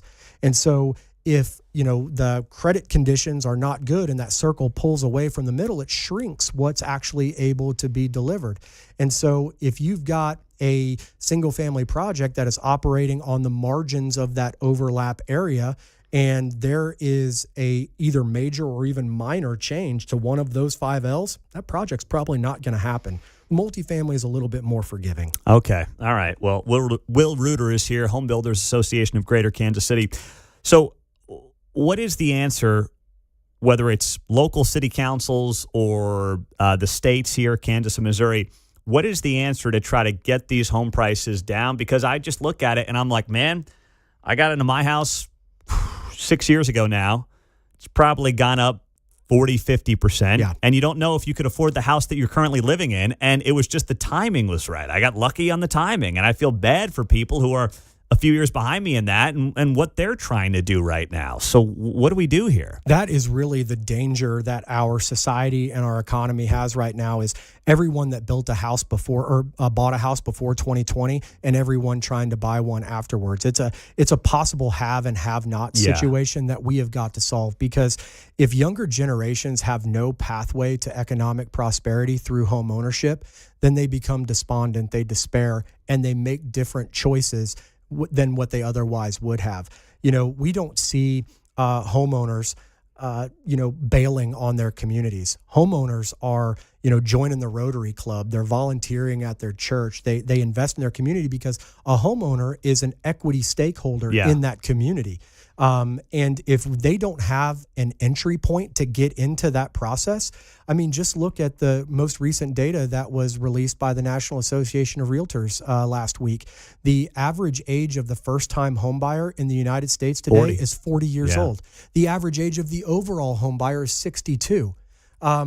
If I'm 24 years old and I'm seeing those things, that puts me in panic mode, or it makes me just say, well, forget it. This home ownership is not for me. And that's a really dangerous place to be. So our message to our local elected officials is to let our local industry get in there and solve this. We can't solve it completely on our own. We need their help. But really all we're asking for is permission. There's a tremendous amount of pent-up innovation. My members, they want to build things that the people inside of them own that roof over their head. That is a stabilizing force in society and a stabilizing force in the economy. And so if we can get to yes more quickly, and that path to yes for more housing, whether it's some type of owner-occupied product, something you can build equity in, that is, if you get to yes more quickly and you say, we've never seen this before, but you know what? We're going to trust you. And we know you're not going to make a bad business decision, that you're just going to go out and build something that looks terrible or that nobody wants to buy. These guys in the home building industry are a lot smarter than that. Yeah. They're not building things for their own sake. They're building what people want to buy in the places that they want to live. So really what local officials can do is not only get to yes, but they've got to make sure they're focusing on having great schools and public safety, because you're also not going to seek out a home ownership opportunity in a place that might not where no one wants to raise the kids. best place. Yeah, that's a good point. That's a very good point. Get out of the way, focus on public safety and the schools, and they'll be okay. That's it. And get to yes, and we'll make some magic happen, and there will be more homeowners in your community participating in it. Good stuff. Will Reuter, Home Builders Association of Greater Kansas City, thank you so much for the great conversation and for being here. Happy to be here, Pete. Thank you. You bet. All right, we got news coming up in a minute. We will get to our caller of the day, along with an event that I'll be a part of coming up next week right here on 95.7 FM, KCMO Talk Radio.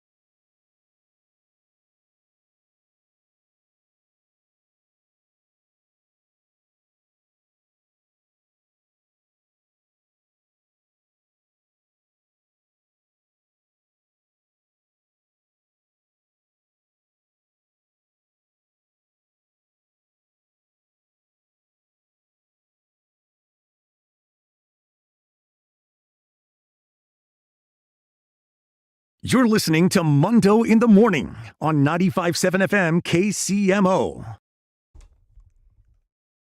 Well, a quick memo to Missouri Republicans in particular. The state GOP is doing a really cool event coming up in St. Joe on Monday night. Jeremy Clevenger is a part of the state committee. He's joining us on KCMO Talk Radio. He's also running for state rep in North Missouri. Jeremy, good morning. Great to have you on the show. What's coming up on Monday night? Thank you, Pete. Yeah, on Monday night we are having a fundraising event for the state party. So the state party can have the wherewithal to do all the things it needs to do. You know, we're supporting ballot initiatives, and we have some important work that's ahead of us. And, of course, all that work takes money, right? Mm-hmm. So we are having a major event at the St. Joe Country Club. It starts at 5 o'clock on Monday. And that event is honoring one of our late great heroes of the party, Stan Herzog. So we have a lot of amazing guests in attendance already. But we do still have some seats open. So if folks would like to come to that, they can reach out to the party or they can reach out to me. But we do have a few seats left open. Jeremy, where can people buy their tickets for Monday night? Well, they can get on the website at missouri.gop, and that'll direct them to Miles' information. Miles is our executive director, and he can help them out. Very cool. And who's going to be in attendance coming up at the event at St. Joe? We have a lot of big names. I don't want to let all the cats out of the bag, but I've told our Attorney General is going to be there. Some congressmen are going to be there. I think it's going to be a wonderful event. It's going to be great, Jeremy, and I'm looking forward to being the MC out there on Monday night. It's going to be fun. Yeah, that's right. You're going to be there. Who else do we need? Well, hopefully you got better than me coming. I'm looking forward to it, especially with some of the surprise guests still TBD. So, you mentioned the fundraiser part of this, Jeremy. I mean, what are the things that, I know we're in an off year right now, but looking ahead to 26, what are some of the things that need to be funded going into next year? Of course, we have Yes on 3 that we're pushing as a state committee, and the party's pushing this. This is the legislature has come up with a repeal and replace of the previous Amendment 3, which is just a disaster for abortion. And so this new Amendment 3 cleans that up a lot. It's takes care of 99.9% of our life issues, and so the party is supporting that, and we're trying to buy signs with that. We also have other initiatives that we need to do. Our party supports every race up and down the ticket in the general election. So it takes a lot of money to run this operation, and we all know the Democrats are funded very, very well. So our state party is doing a lot of work trying to make sure that we are prepared to fight that battle, and we're very excited the fundraiser is going to be a success, and we've gotten off on the right foot in this off year to be ready for campaign season next year. That's great. Well, Missouri.gop is where you can buy your tickets. Jeremy Clevenger on the state committee joining us on KCMO. As we wrap it up there, Jeremy, I mean, for you're running for state rep. That may impact a small portion of our audience. Folks in Ray County, parts of Ray County could vote for you. So what do you think the big issues are going into next year? Well, I think we have to focus on infrastructure as a state. In North Missouri, our roads can be a little rough. That's a big deal. We need pro-life legislation. So we need to get this amendment passed. And we also need to focus on more opportunities for parents with school choice. That's a big Republican initiative, and I think that's very important to the health of our young people. Pete, if we can talk to young people, if we can change their hearts and minds, we could really impact the culture in this country, and that's important. There you go. Jeremy Clevenger, state committee member, Missouri GOP. Good stuff, Jeremy. Thanks so much. Thank you, Pete. Have a wonderful day. And we'll see him out there on Monday night. It's 9:39 on a Friday morning on KCMO Talk Radio. Keatsman will join us to wrap up the show, but as we do each and every time this morning, we'll tee up our caller of the day by just tying it into the conversation of the day, I would say, and that is a rally that happened out in KCK yesterday, put on by the Archdiocese of KCK. The immigration issue, they are none too pleased with the administration. I want to play part of the clip from KCTV5, and then we'll get to our caller of the day. Live at the Archdiocese of Kansas City in Kansas, leaders there really sending a big message today, Morgan. Yeah, here they've teamed up with the Diocese of St. Joseph on the Missouri side. Together, they speak to about 300,000 area Catholics on a regular basis. They're calling on everyone to reevaluate what's happening in this country. It's doing more harm than good. Deacon Bill Scholl is calling on believers. I don't know if you read this New Testament and you know about this Jesus guy, but he's pretty concerned about the poor. He's pretty concerned about the oppressed. So that conversation got a lot of reaction this morning. We also talked to that voice, Bill Scholl, deacon with the Archdiocese of KCK. But first, let's play our caller of the day. It's the Mundo in the Morning Caller of the Day on 95.7 FM KCMO Talk Radio. Paul in Kansas City, go ahead, my man. Hey, Pete. Yeah, I would just ask the Catholic Church to look at our neighbors across the Atlantic, Europe. Europe has been inundated with a migration problem from North Africa where the Islamic Caliphate's taken over. They're not assimilated into the culture. Great Britain is a mess with their immigration problem. So they just need to take a look at Europe, and we do not want to become like Europe where our social services are buckling under the weight, and they're not assimilated, and they're taking over London with their just want to assimilate. Second part is, if Zohan Mandami and the Democratic Socialist Party take power and sweep across the nation in the next 2 decades, there won't be a Catholic Church, so they may want to focus on that too. So, well, those are my 2 points. Those are excellent points as well. Excellent points. Paul was our caller of the day, and that led into the conversation that we had with Deacon Bill Scholl last hour. And I want to play one of the other many questions that I thought of in that back and forth with Bill, the immigration issue, what's going on in this country, and specifically whether or not the Catholic Church should be more concerned about what they're doing as a global entity in some of these countries that are in such bad shape, it forces people to flee them and try to sneak into our country illegally. Here was part of that back and forth. Advocating for the Catholic Church globally to do a better job in these largely Catholic countries and helping people so they aren't as desperate to come here and break our laws to come into our country. Well, you said earlier, it's a very nuanced issue. That's an interesting direction. So let me just say this. Catholic social teaching is this, that every human being has the right to live have access and live a life of dignity. So access to food, water, shelter, the basic human necessities, respect for their right to life, access to health care, education. Everyone has a right to live a decent life in their own community. And it's only then when that situation is not possible due to war or economic issues where they cannot. It's not possible. For instance, right now there's issues with the cartels. I've met a number of individuals. Well, the reason I was immigrating is my family one of my relatives was kidnapped, and when we got that family member back, we realized it wasn't safe for us to live here anymore. But I think too, as Americans, we need to get honest that we were a major player in globalizing the economy. All right. So that was Deacon Bill Scholl this morning. It was a spirited back and forth, and you can hear it on the podcast after the show.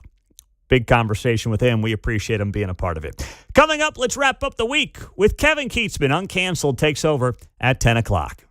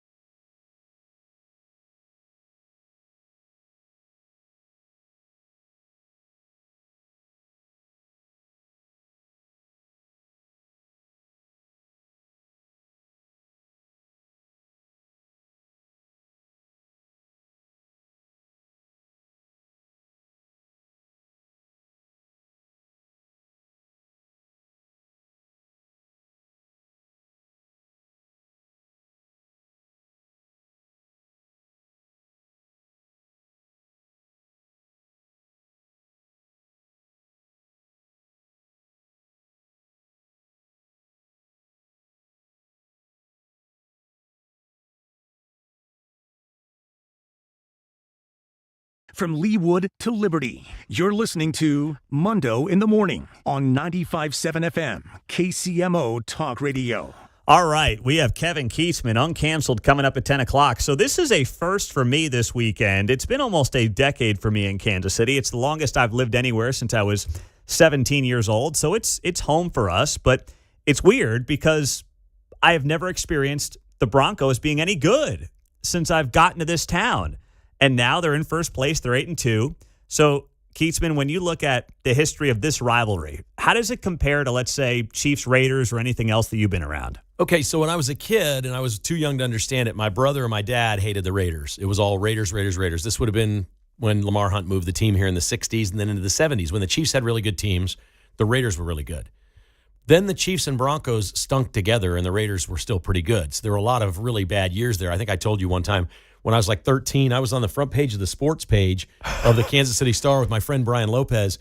We were at a Chiefs game where there were only like 26,000 people there that day, wow. Chiefs-Broncos. Mm-hmm. And the shot was of the end zone. There was nobody there except me and Lopez. Just right there, like the second row. Awesome. You know, at the end of it, it was terrible. So nobody went. The Broncos were no good.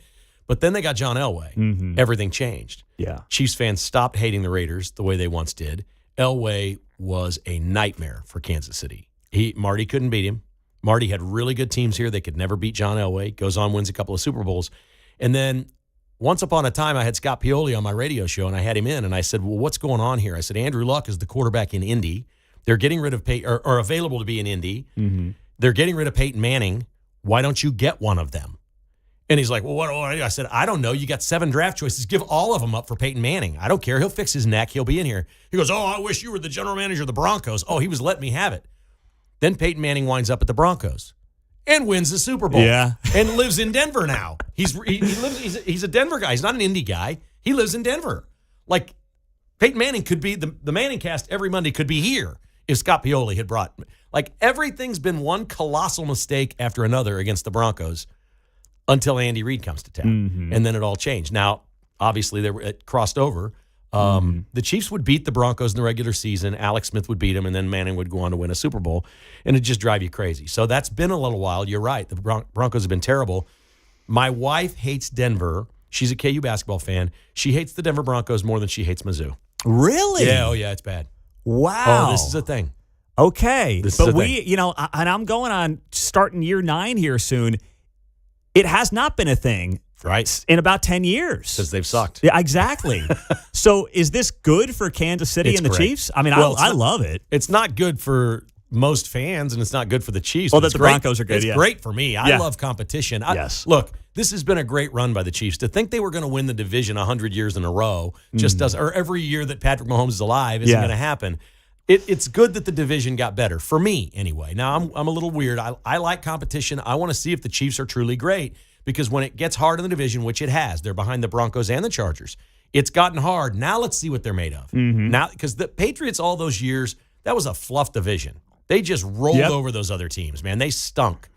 The Chiefs kind of have done the same thing. And I think you're going to hear a narrative here. If the Chiefs lose this game, you're going to hear people saying, oh, the division's tougher now. The Chiefs aren't all that. Well, you can't rewrite 3 Super Bowl championships. They've been great in the postseason. But for me, this makes the regular season much more interesting. How about Denver? You know, I've not been out there for a game. What's it like out there compared to Arrowhead? Well, it's pretty much the same. It's a great environment, although they're building a new stadium. They've only been there 20 years, and they're building another new stadium. $6.5 billion, I think, is going to be the price tag on theirs down by their rail yard district. The Walmart people now own them. Their fans are great, but recently the team hasn't been very good, so it's not the same. We were talking about how great they are defensively. That's probably a good strategy for Denver. When you talk about playing at altitude, teams visit there, they get tired at the end of the game. There's a lot of crowd noise. Their home field advantage can be weather.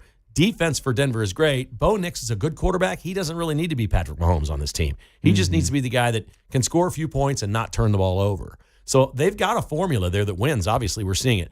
They're also playing a not-so-great schedule. Now, they were in the playoffs last year. Mark, did they finish second or third? Do we remember? They were third. They were the third-place schedule. So they're playing the third-place schedule this year. They've only got 1 win this year over a team with a winning record, and 28 games together with Sean Payton and Bo Nix, the quarterback. 28 games. They have 2 wins over teams that have winning records.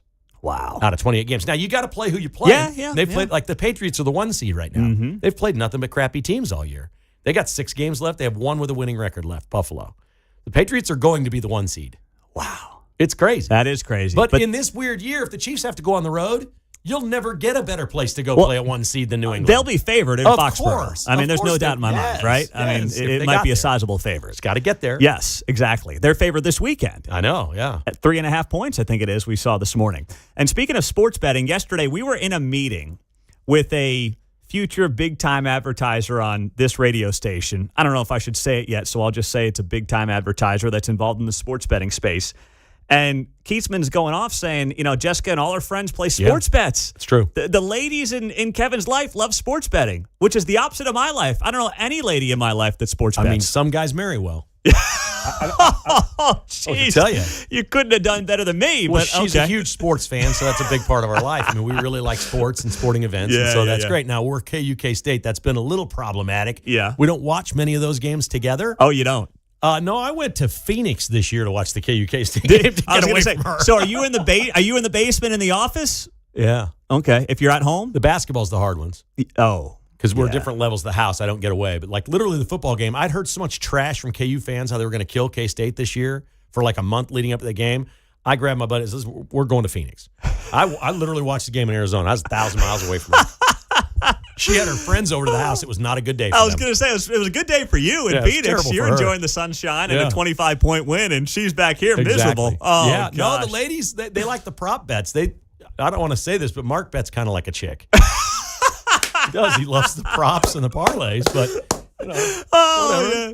No, I don't do a lot of it, but if I do it, I do not touch props. I just don't. But Mark loves the props, but that's because Mark likes the value of the props. I do. I like to build it up so you can $5 and win a lot of money. Yeah. Beautiful thing. Oh my gosh. Well, I'm looking forward to that sponsor coming on this radio station pretty soon. It's all going to change December 1. It goes legal in Missouri, man. So it's going to be a crazy time here, I think. You won't have to now. You're switching? Oh, yeah, I'll switch, yeah. I'm switching too. What do you got going on this weekend? Well, I'm going to play golf this afternoon, I think. Look how nice this is. I'm at 9 holes. I know. I got to do a little more work when I get home, but then I'll get up 9 holes of golf in, but I don't really know other than that. Watch a little football and certainly the Chiefs game, but I don't know if it's just me and her watching the game at home or what's going on. Well, it's going to be 75 today, 75 tomorrow.